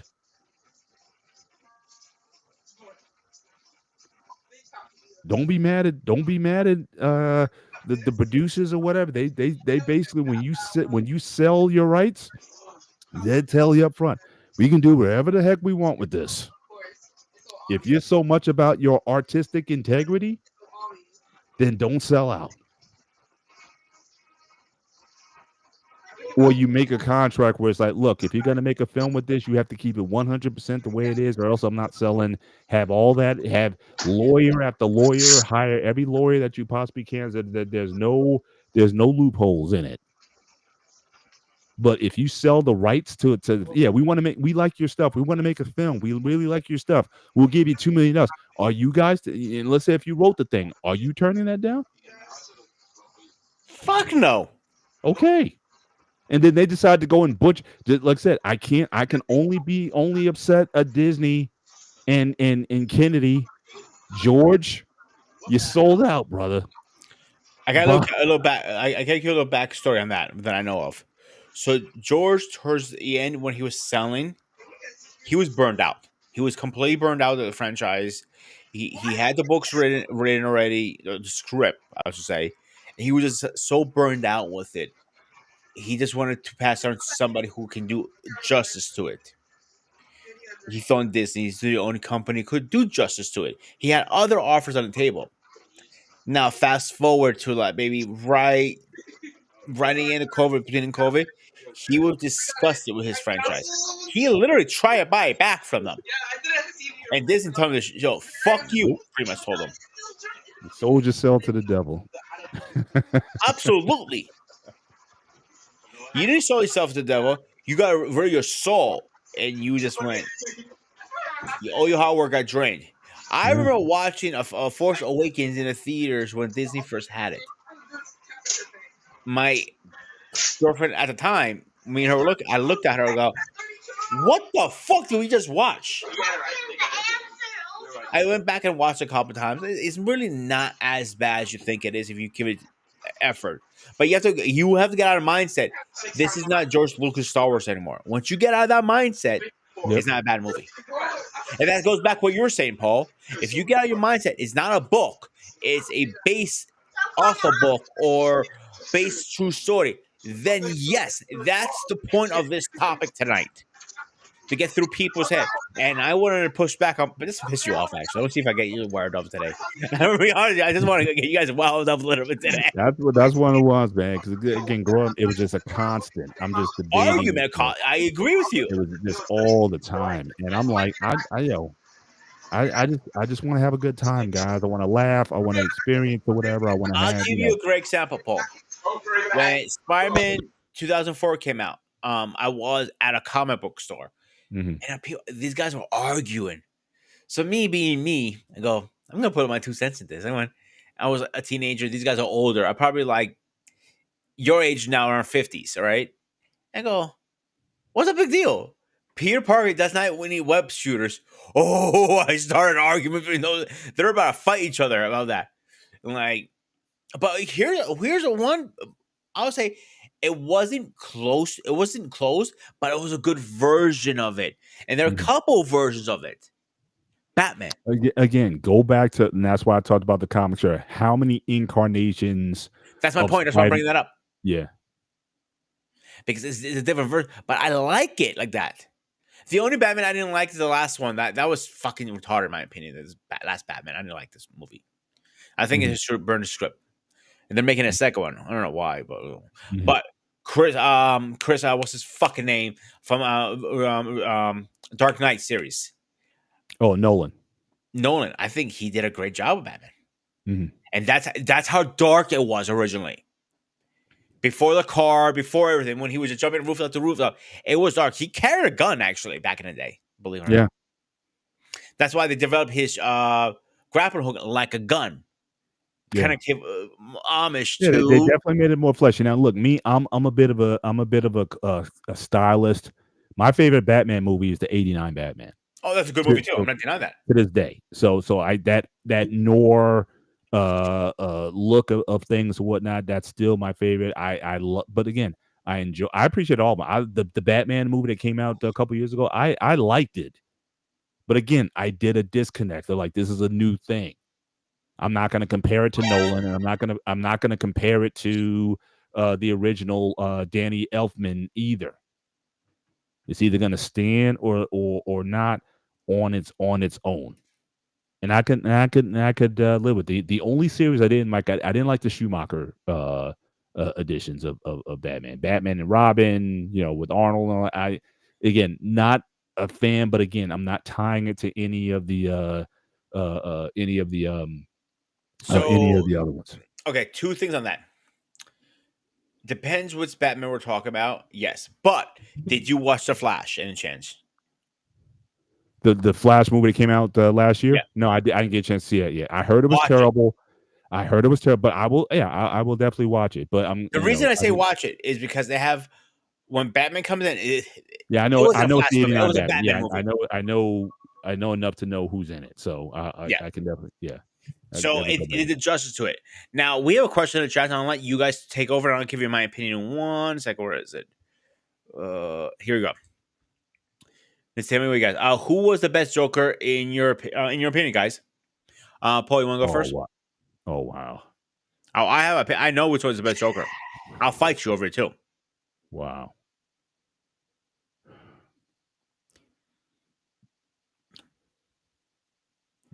The best. I mean, look. I mean, Nicholson. Again, at the time, obviously, I may have an affection for Nicholson, but I gotta tell you, I mean, from the Dark Knight, that guy. I mean, it was memorable. I mean, it's like burned and etched into my mind the characterization that he imparted there. But Why so serious? but I gotta say, yeah, I gotta go with Jack. I think he, yeah. But that Okay. performance, and it's eerily too because he died. I mean, the guy, didn't. I don't even know if he saw the finished product or not. But I mean, Heath Ledger, uh, that was, you talking about leaving it all on the floor, literally. He did that, and yeah, I mean, but I remember walking out of The Dark Knight like stunned, like what did I just watch? In this thing. So yeah, it definitely, but 89, 80, I think 89 changed like superhero movie making. Just like the 78 Superman, that was like a big milestone. The next one was Batman 89, and then probably the one after that was the Spider-Man 2002. Even though it was different than what people were expecting, but again, that without those three movies, interesting too, they were like 10 years apart. But those three enabled for all these other films to be made. I would say Heath Ledger to me is my best version of the Joker because, like Mr. Paul said, he laid everything on. And I hate to say it, when people came out watching The Dark Knight, everybody was saying, I don't know what to tell you, but this might be the very best Joker version ever. Because if you talk about the description of the Joker character, not only the guy nailed it, you think that he was actually really the real Joker incarnate because it was that uh he he made the Joker come out look completely real. And I bet everybody who saw them was afraid that that could be the real Joker in real life in real time because if that's the case, who would be our real Batman? Because the way he portrayed Joker, it was scary, was on point, he was unpredictable, he was psychotic, he was twisted. Even these drug lords was even the level of fear he put in these underground drug lords, underground crime boss. They were like, "Oh hell no! I do not want to cross this person. He is sick, sick." But the comic book describe him that way, and may his soul rest in peace. It took a toll on him mentally speaking because for an actor who was trying to dig, this is why I wanted to argue with Mom to Paul about actors. To me, British actors are well trained to be better actors than the United States actors. They don't try to put their own 2 cents. They're supposed to imitate the character. And Heath Ledger did just that, and then some. So this is the reason why I have an issue with American-made movie because a lot of actors here in the U don't know how to be an actor. You may have to go to British actor school and learn how to be a real actor. Because that's the issue. That's why we have too many pinpoint movies out here. What Heath Ledger did at the Joker, I'm s- I don't think anyone can top that. Nobody can. He personified what Joker's supposed to be without adding his own catchphrase or anything in it. That is the masterpiece of being an actor. Not like The Rock want to put his no, be an actor. portray the character, be the character. It's not that easy. So this is why I have an issue with a lot of poor productions that have been coming on for the past decade. And I wonder when we have real actors who will do the job correctly.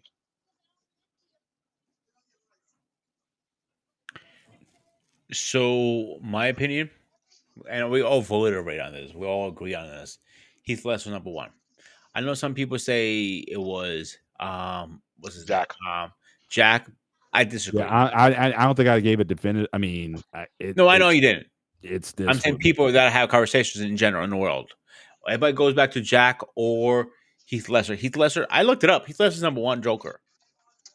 He literally had mental issues after this. He had some mental issues before, but this fucking pushed him over the edge. Obviously, the poor guy is not with us anymore because of this fucking And movie. according to Lady Navor, Jack even voted for him as the best Joker version because he nailed the character Yeah. perfectly.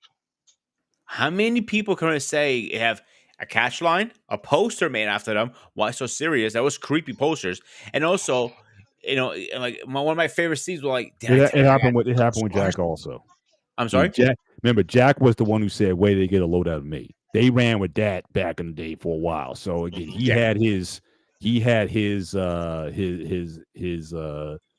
memorable things. They did merch. They did all kinds of stuff off of him. Also, he was definitely up there.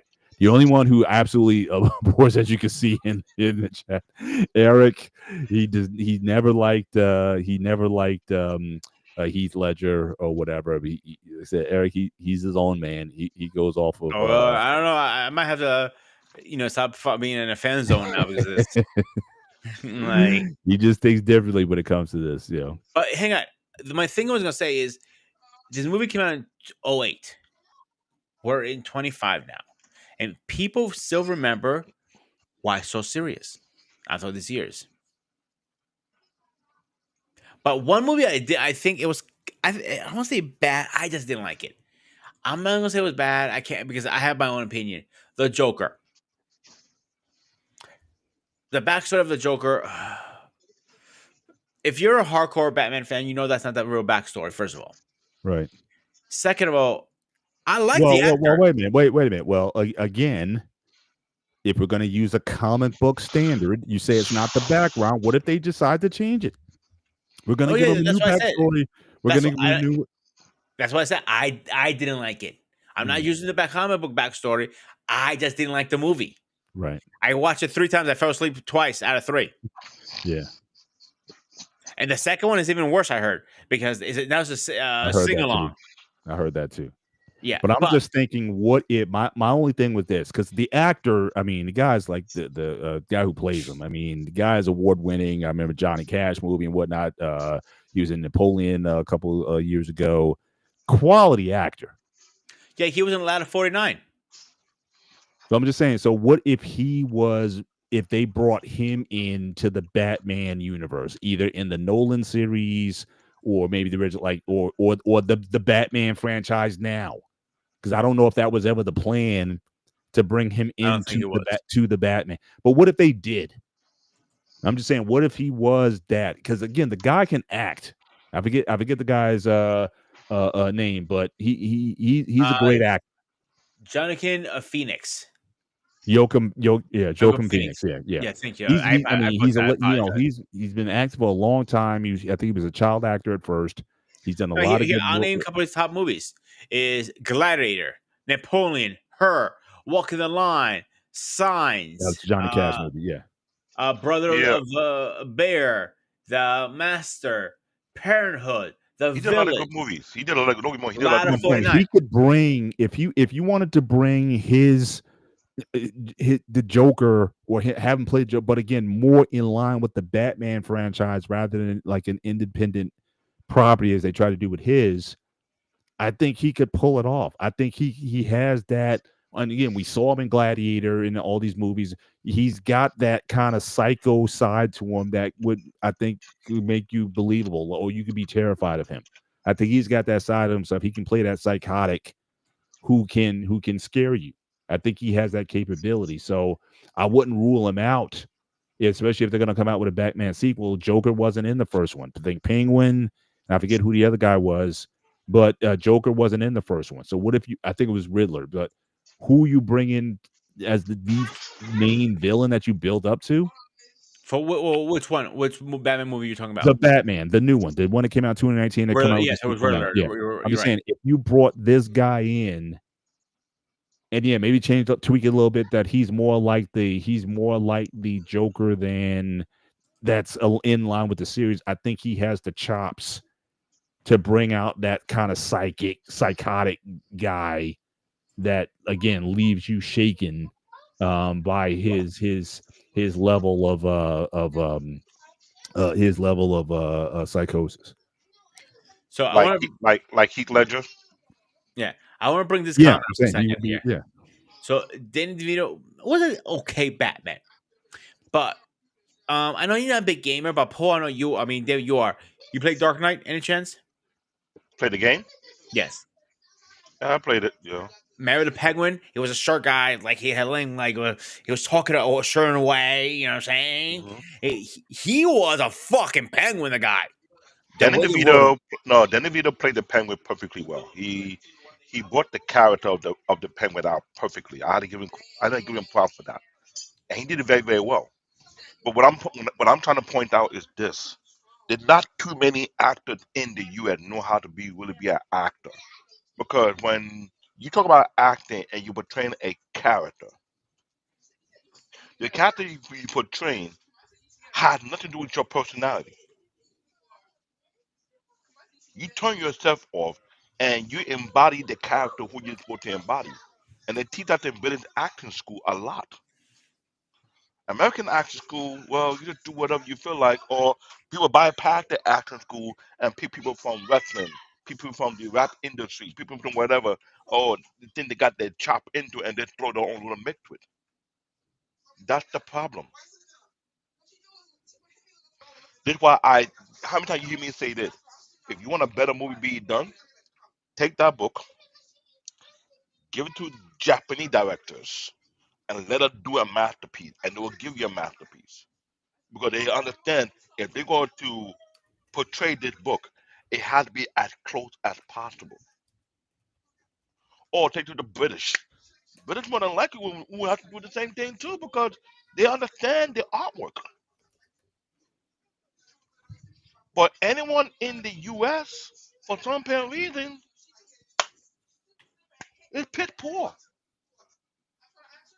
What would you expect from the movie industry in America when they give you crappy ass shows, crappy ass movies? What would you expect from them? It's hard for you just to tell me what is an iconic movie within the last decade. It's kind of hard. It's very very hard because the better would is correct. There's so many being debate about book versus movie versus book. But I'm bringing that to present time from 2024 to 2014. How many movies within that time frame was a masterpiece? And I bet you it may not be more than 20, it'll be less than 20.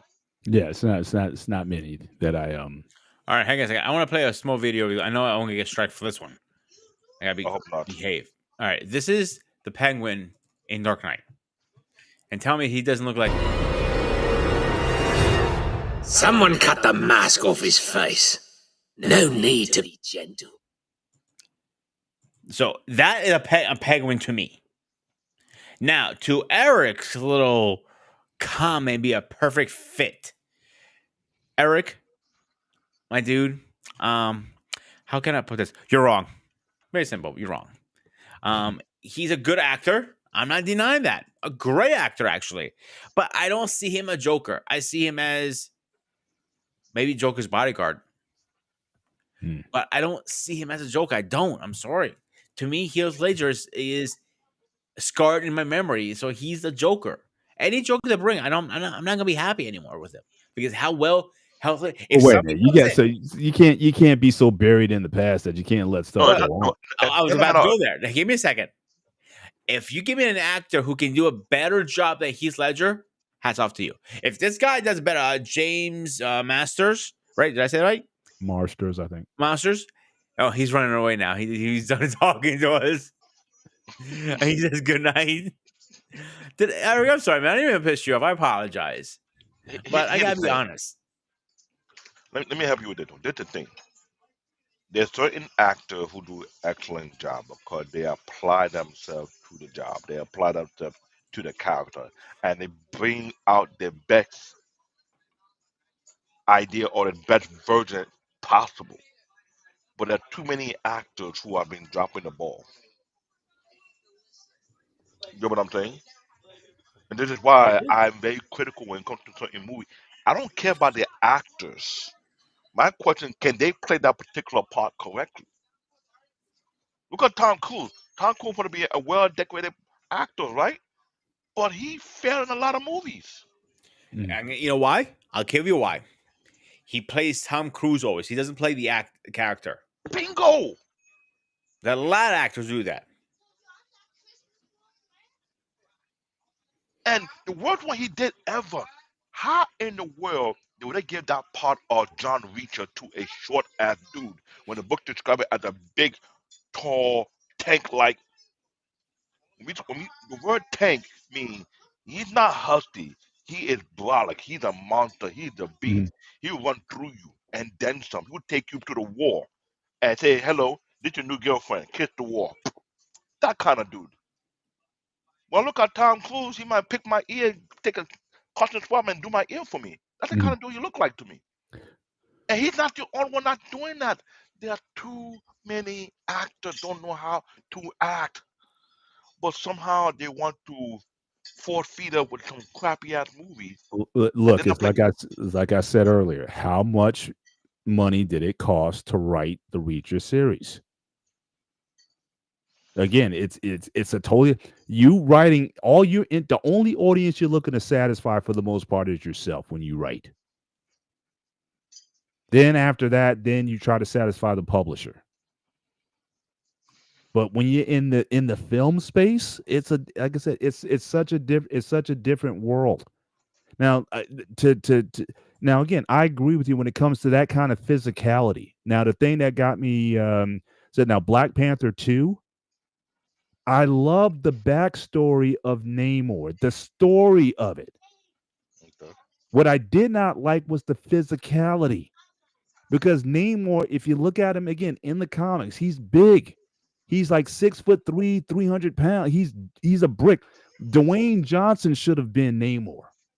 If you want to, say that kind of physical specimen, he's a brick. He's lift Or 80 the guy tons who played Aquaman, or him, yeah. But you can't obviously. I don't think you can bar him from the, DC. I know you can't do I that. don't think you, yeah, I That's don't think you can cross play infringement. like that. At least not Infringement. under contract anyway. But I'm just saying, someone No, like they're not. that. If there've been actors who play two different franchises. Not in the DC. same, but again, I think they're still married. Now with the DCEU disbanded and they're trying to put it back together, yeah, he could probably switch if he wanted to.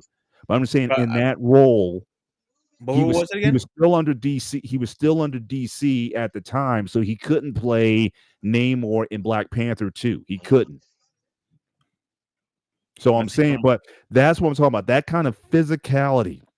Because Mhm. Namor is like, A beast. he's fought the Hulk. He's the brick. He's no pushover. He's figure. Exactly. His figure was scared the hell. He's more like uh, But the guy who played Namor in Black Panther 2, he had like no muscle. I'm like, no musculature whatsoever. and that's where the problem come to play with. Yeah, so that I can see and that has mostly never changed about the character over time. I mean, any incarnation of Namor, he's again cast as this very muscular. He's the strongest because he's a mutant. He's the strongest Atlantean, and he's one of the strongest humans, especially when he's in the water. He's almost unbeatable in the water. Hmm. You expect that kind of physicality, and I didn't see, even though the guy may have been a good actor. That's the one thing also that I disagree with. I think a lot of times studios they want to now I mean, this is where I may disagree with you a little bit on David, is that a lot of times when picking, they pick the actor over the physicality. I think their mindset now is like we can make him into whatever we wanted to make him in. And But I that's don't what I even have, think they did that. I mean, and we've that's what I seen have an actors, we've issue with seen American movie industry because they did the same bullshit with Doctor Strange. The ancient one was supposed to be a Asian individual, not a woman when well, a right, skull, they and made that a play on that in the movie because remember the man who came out with no arms.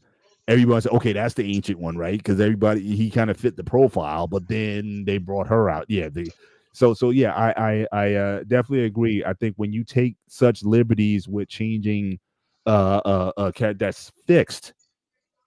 Again, you can play around the edges, plot point origins, and stuff like that. But again, when you have such a title or a character in your mind that's etched in, that's always been there. Yeah, it's difficult when you see something. But the guy who played Namor in Black Panther, like they say in the gyms, bro, do you even lift? That's that's the first thing I asked, bro. Do you even lift? I mean, and because that's we've seen and guys now transform their you bodies. We've seen understand why I we've seen Henry Cavill. We've seen Wolverine. The guy Hugh Jackman. We've seen these guys get pretty jacked for being regular guys. We've seen that. now you I understand don't why think this guy trained at all. but now you understand what I say about the movie industry. Yes, We ended doing paid that's what for. I'm saying. Yeah, that's what. Wolverine, Yeah, I said Hugh all that too. Jackman. Yeah, Hugh Jackman was considered to be the perfect adaptation of Wolverine. How he had that goodness in him. yeah. And if I remember correctly, Hugh Jackman is the British actor, is he not? I thought he was Australian, but Australia. But if for but I'm sure the acting critique they have is based on a British standard. possibly, yeah.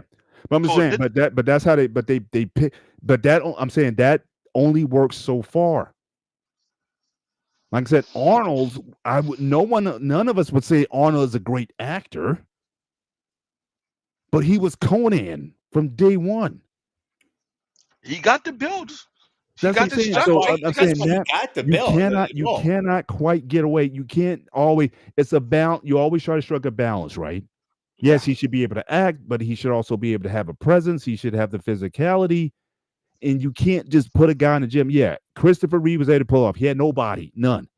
They put him with Dave Prowse, who played Darth Vader. He gained 20 pounds and looked great for Superman, at least the Superman of the 70s. I mean, his Superman 70s body wouldn't quite fit it today, like Henry Cavill's or something, Hmm. someone like that. You get, the standard has gone up. Hmm. But again, you can only take that so far. But with Namor, they said bump the physique altogether. I think the guy had almost like a beer gut. He didn't even have abs. I'm like, come on, man. I mean, you got to give The me same way they some. did Tom Cruise, bump the height. Tom Cruise okay. Yeah, you got to have something that makes me want to believe. That's like when you have. That's what I don't even like in wrestling now. When you have basically cruiserweights when they used to take on like the big guys, right? Like Oh, the heavyweights. yeah, it's ridiculous. Like Rey Mysterio has no business beating the Big Show. It just doesn't. Yeah, No, it was a better one. He actually beat Batista at one point for the title, it's and he got his ridiculous. ass whooped by him. It's ridiculous. I mean, even in real life, that would never be a. So again, you gotta sell me There's on it. only one way anybody can beat him with this.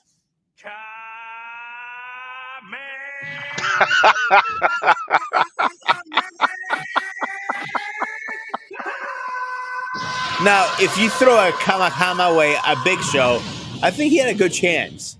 I don't Yeah, know, but but I didn't even like the like. I know with the the only steroid trick, trials and all that. Shawn Michaels is champion again, beating Big Sexy and all. I mean, Shawn Michaels is a little guy. I can't see how him or even Bret Hart, for that matter, being of any physical that they can take those guys that they could take those guys on. Even then I didn't like it when Sean had that kind of run. I mean, he's no bigger than us. He's an average sized guy. and that's what the problem with it went from wrestling to sport entertainment. So that was Vince was doing the entertainment. Then now you Well, have he all had to these give other. the story. He had to go to the smaller guys because all that I pressure. know, So and yeah, that's why he you had to. have Yeah, different promotions decide to say, no, you're pro wrestler. yeah. Like AEW, if that's we'll go back to that topic on another time, boy. You put an honest point on that. That's what I'm saying when it comes to the movie industry. You can't tell me there's not enough actors to audition I, who can I fill the agree. There part. have been some strange castings over time. and again to the point it hurt the film. And that's what I'm trying to point out because when you mention Namor, I didn't watch my Black Panther 2. I never watched it yet to this moment. Yeah. I mean, I there's didn't. other things you may not like. There's the other you may not like about it. I'm not saying it was clearly not as good as the first one. I mean, and obviously Chadwick Boseman, rest in peace. Him not being there, that's a big hole to fill. You You can't telling me? fill that. You You telling can't me? fill that. And this is why I said when it comes to casting of movies, I said it myself. A lot of these directors, a lot of these producers drop the ball tremendously because I don't think they can do a excellent job of casting or finding the right people. Because see, to me, like it doesn't matter if a big name says, "Oh, I want this movie. I paid it. Okay, I'll give you the," and they don't fit the. Well, no, then what then? Only in the U.S., but outside the U.S., the movie industry don't go down that way in the British nor in Japan or China. If you don't fit the part, you don't fit the part. What they're looking for, what they're looking for. Hmm. Here in the U.S., you just do whatever Yeah. and just sell it. Now it's hurting the movie theater because people are now catching on. They know what? F the movie theater. We go Netflix and chill. We go to streaming. Maybe they'll do better just to do proper actor casting. Because lately you're seeing new actors that you don't see in the theater, but you see them on Netflix or all these streaming services. Because they realize they say we're not gonna put crap products. We're not gonna do it. This is why I have an issue. Don't do adaptation of the book if you're not gonna do it justice. So here's my issue with what you're saying. When it comes to crappy movies, I don't care how good a story the book is backing you up. If it's crap, it's crap. Right. I'll give you a great example, David. I'm going to do something off from your show. Guyver. The Guyver. The movie was really bad. Part two was even worse. Mean the mobile Battle Booster Armor Guyver, the live action. Yeah, I'm not even gonna touch it. exactly. That's my I'm point. not. I'm not. I'm not even gonna. It's another thing I was trying to point out. What you do in anime, you may not do in real life. I I have That's a been. topic for your show. That'll be a next show we're gonna do. I'll go put that on my anime unlock because What is it called?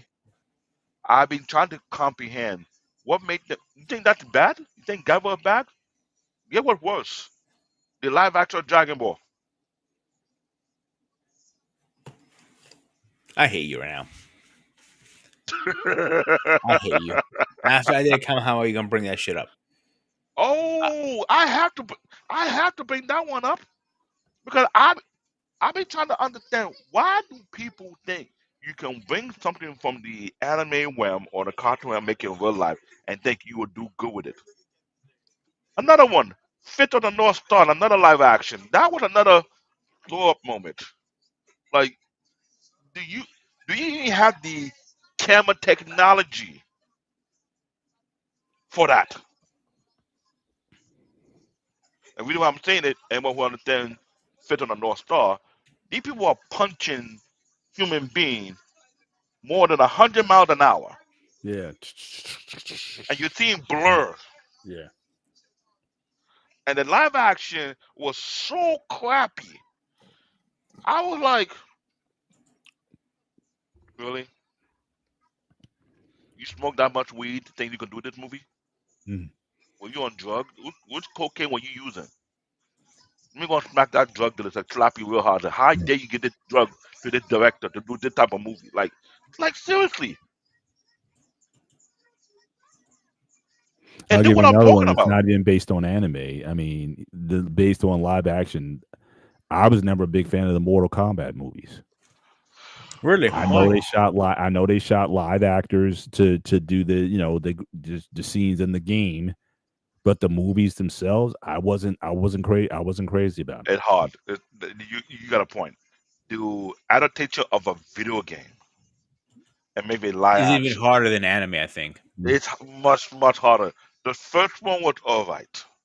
Second one was the latest one. I was trying to get an understanding where you coming from. That's even worse. I'm sorry. That is worse than adaptation of a book, a manga, cartoon, or anime.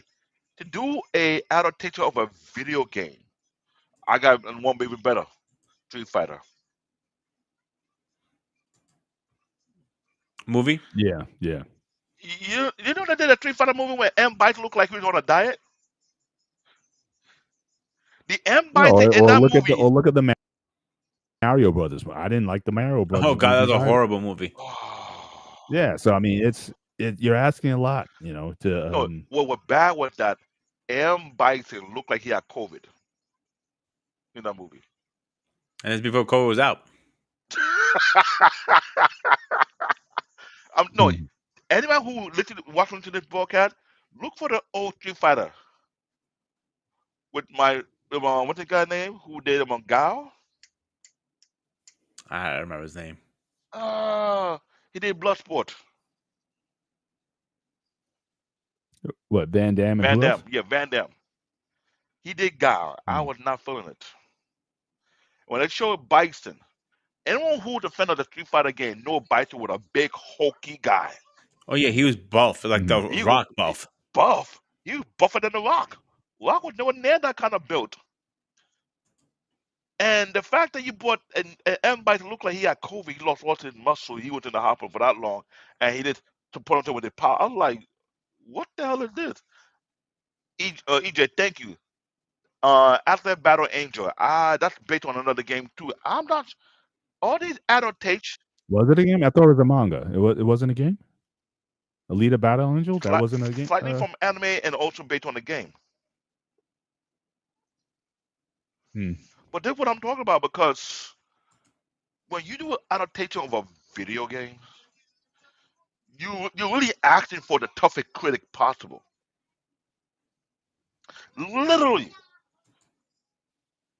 they were trying You open a to. can of worms there, David. You know that. Oh, they tried to do the adaptation of Final Fantasy CGI. The American version was pit poor trash. I'll say it again, ladies and gentlemen. There are two versions of Final Fantasy movie. The American version didn't even get near to it.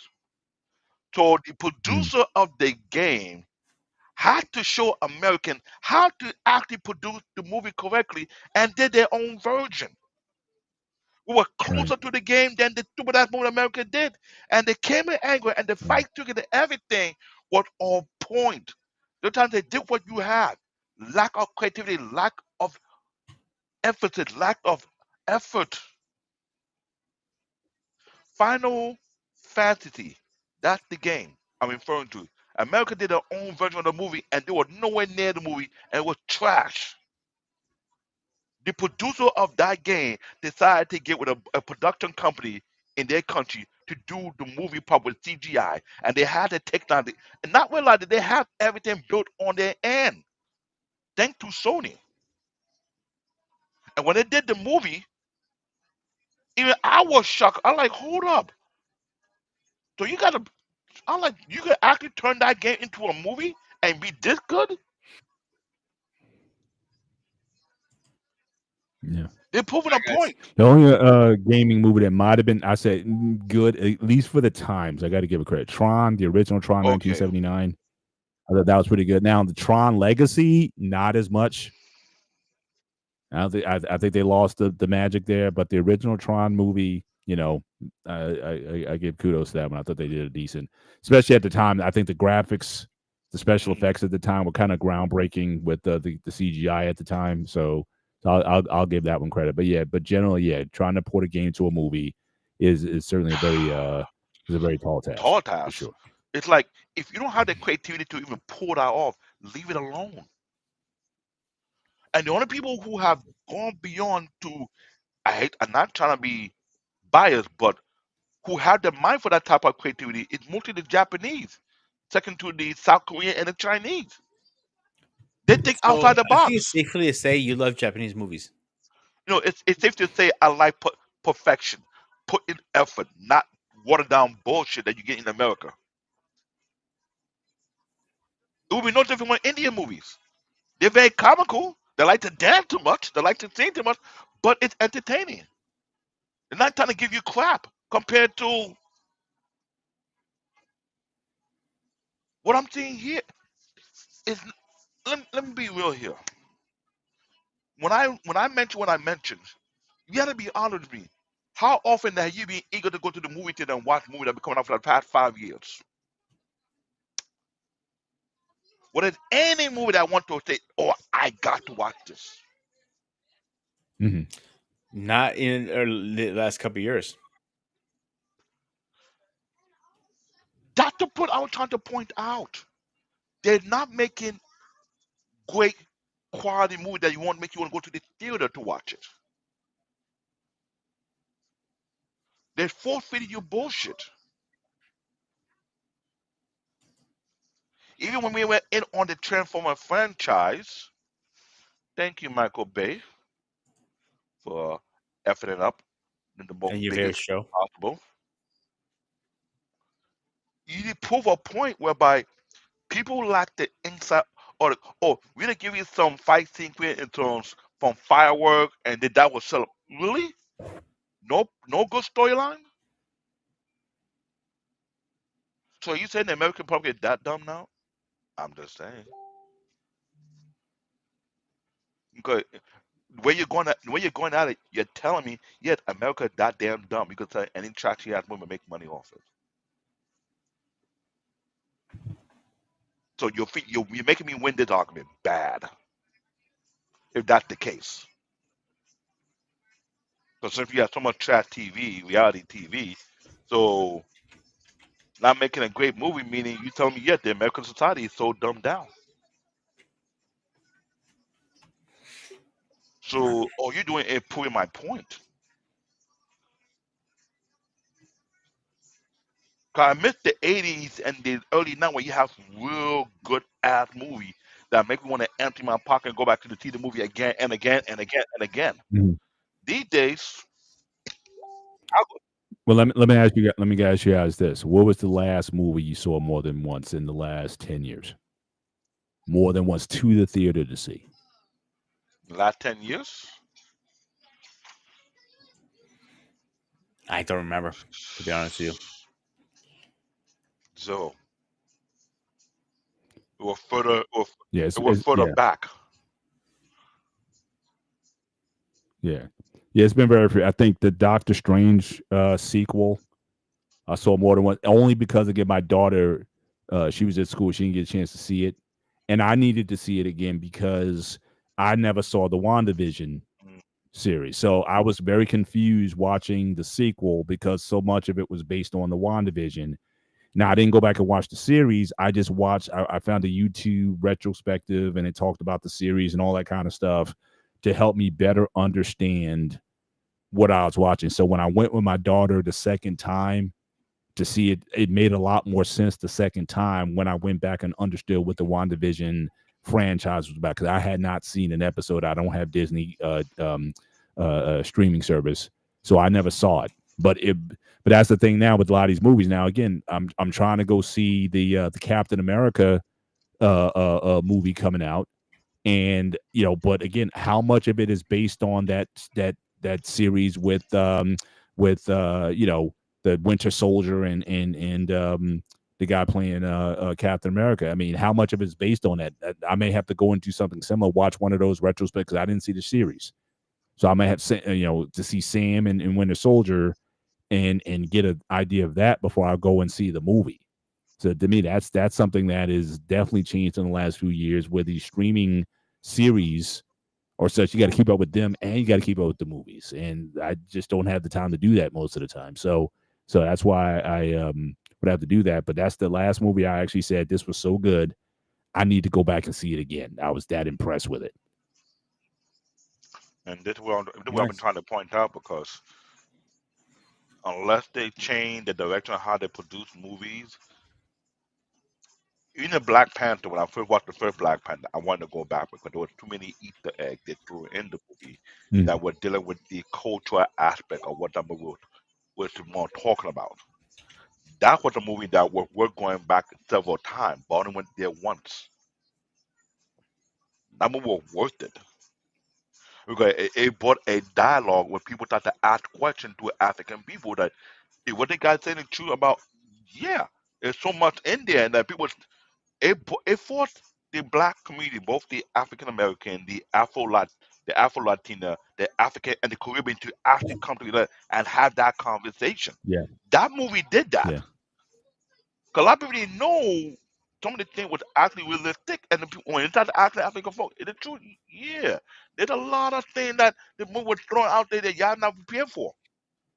It opened that movie was worth watching more than 10 times. Any other movie like that? No. This what I'm talking about. When you make a real good movie, it makes people want to come back again and watch it again. Or what yet? I watch it in one regular theater, I'm gonna go to the IMAX theater and watch it better. Because the IMAX have a better experience. You know what I'm saying? yeah. So phew, I'm sorry. I'm this is one of those topic I'm gonna criticize a lot of things. I'm not gonna let go. Go Mr. Bennett was correct. This might have been our most passionate show. I think so far. This is the most passionate hangout so far. The most argumentative in the good What? sense. I think great. I think great arguments. I'm not saying arguing in a contentious way, but I think great arguments have been presented tonight, and I certainly appreciate where you guys come from with stuff. But I just thought that the side of No, that other side needed to I'm be glad I'm glad you to be. mentioned it because this is an old ass argument. This argument has been going on for so long. Either you're in high school or you're in college, you're out among your peers. Because whenever you talk about a particular movie, if it were piss poor or not, it leads to an argument.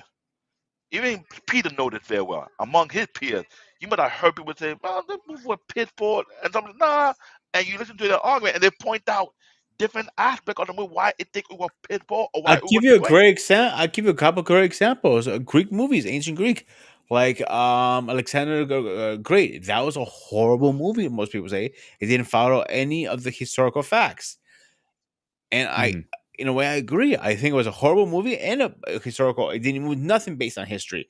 They did whatever they wanted to. But Troy was very close to historical based stories. In Alexander Great, they just used the name. Nothing else was a part of the story. But let's get Mhm. our final thoughts and let's get the heck out of here. Paul, you want to go first? Yeah, I mean, this was a great show. This is one of my favorite shows. I gotta say so far. A lot of good back and forth, respectful as always. I think certainly great points were raised, but I definitely agree that again, know your expectations and temper your expectations when it comes to films, especially film adaptation. So again, look for the buzzwords based on adaptation. All right. Those kind of words, if you're seeing that buzz early on, be prepared that things will be different. Look, we didn't talk about James Bond. Most people love James Bond, whether regardless of different actors who played James Bond over time, who brought a different edge to it. But again, how many people went back and read the Ian Fleming novels? And how much did these films were like the novels except in name only? So again, we got to be careful here. We play fast and loose.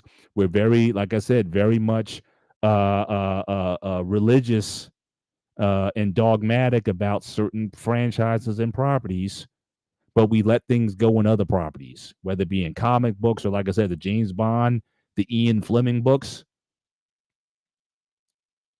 But again, people just love James Bond movies because, again, why? Because they're exciting, they're thrilling. The visual medium can do things that the written medium can't do, and vice versa. I think both can be enjoyed. I think both can help the other. Like I said, if a film really does well, typically the books follow because a lot of times in these cases, the book isn't even written yet. They have to go back and write a book based on the movie because they weren't expecting the movie to do very well. So books, all media, games, toys, merchandise, everybody can eat if everybody works together. But if it's like, the book versus this or that or whatever, then again, it just makes the experience just less enjoyable There have been some great movies that have been based on or adapted from things. In some cases, I can make an argument that the movie was better.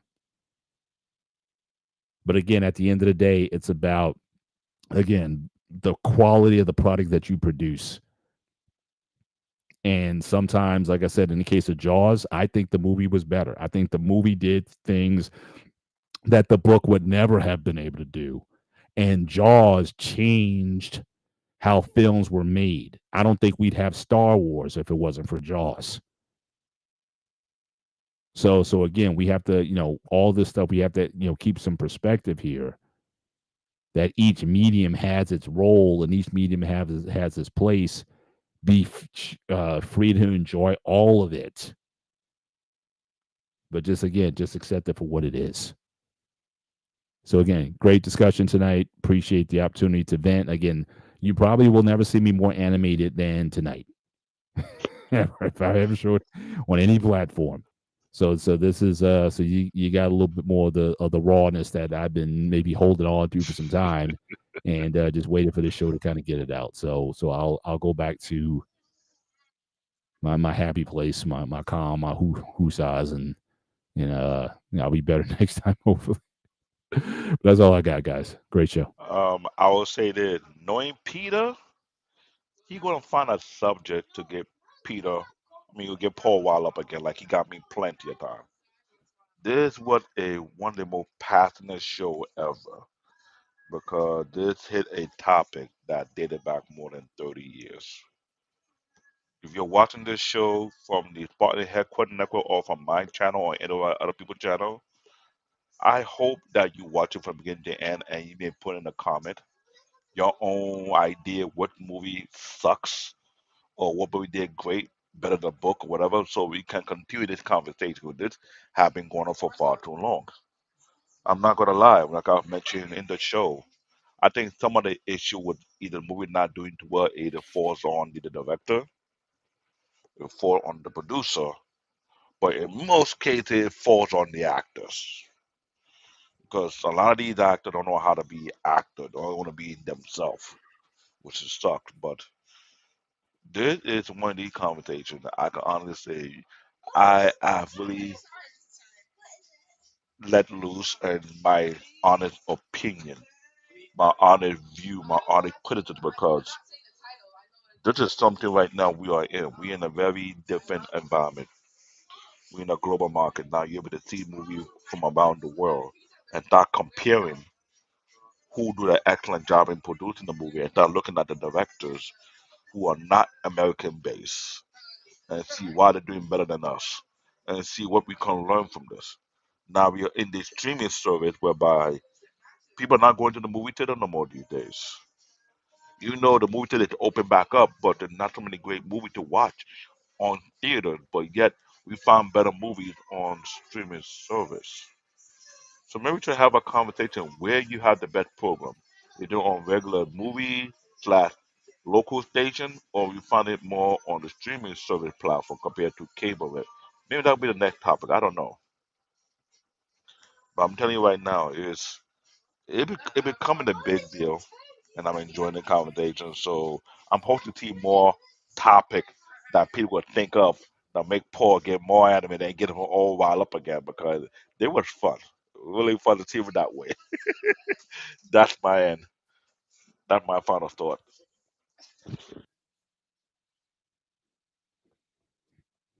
All right. So I will find something to get him going again. Now is my project because it was fun to see him go, wow. But seriously, guys, when you guys see the movie, just make understand is based on not actual to the T. So take it with a grain of salt, take it with a grain of whatever. Just enjoy the movie. Forget about it. If you want to have a talk conversation, Oh, one thing I just yeah, it's sorry, I fine. didn't want to again the guys who are also the worst are scientists. Scientists watching science fiction movies. You ever see like Neil deGrasse Tyson? You ever see how he breaks down? Oh well, that couldn't work. I mean, it's like this where sometimes having too much knowledge sometimes limits your enjoyment. It's like, oh, you got to suspend disbelief. But I didn't mention that tonight. But I know scientists, They can be very critical of science fiction, but again, it's science fiction, not science fact. Yeah. So that's all Oh, I'm you trying good. to You good. do. So we're going to understand like it is a movie, it's a book, two different topics. Let's keep that in mind, guys. We're gonna have a part 2 and part 3 because I have a something.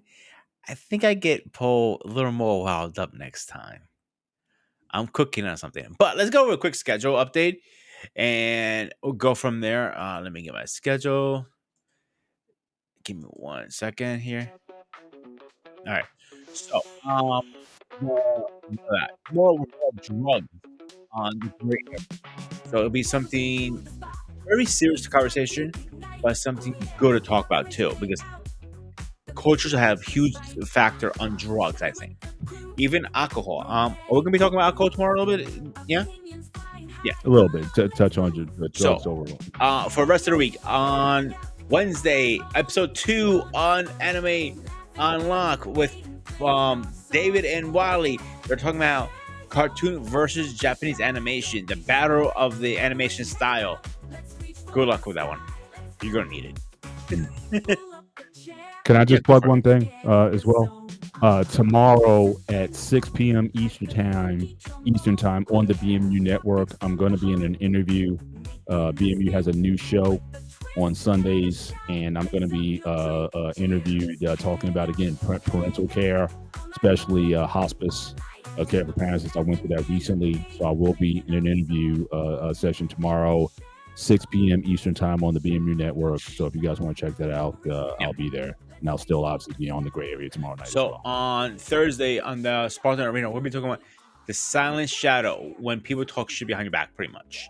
I'm sick of it. I want to end this now. If you guys want to say it to their face. So we're gonna break the ice with that one. And next week, ready for this, Paul? John Wick versus the Punisher, the battle of the assassins. I hope you done your homework, my man. That's all I'm gonna say. Except Well, at least I'm caught up on John Wick and Punisher. I mean, I might have missed a couple because there've been about 3 or 4 different Punisher movies, right?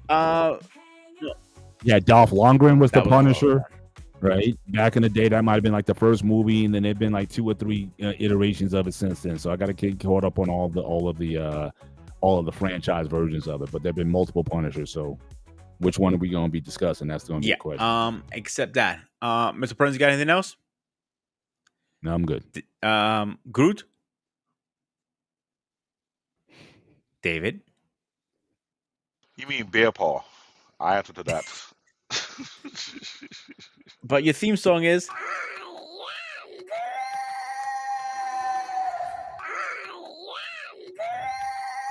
I'm sorry, guys. I'm skinny. Gooch is skinny. I'm a big man. anyway, guys. As always, this was a Spartan Institute Network. Thank you for joining us for another edition, another episode of the Operation Hangout. As always, I am Ghost of Sparta.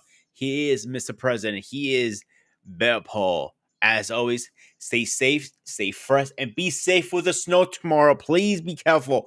Don't go out if you don't need to. Stay indoors. It's supposed to be a nasty one. Please be safe, stay fresh, and I'll see you guys on the next one.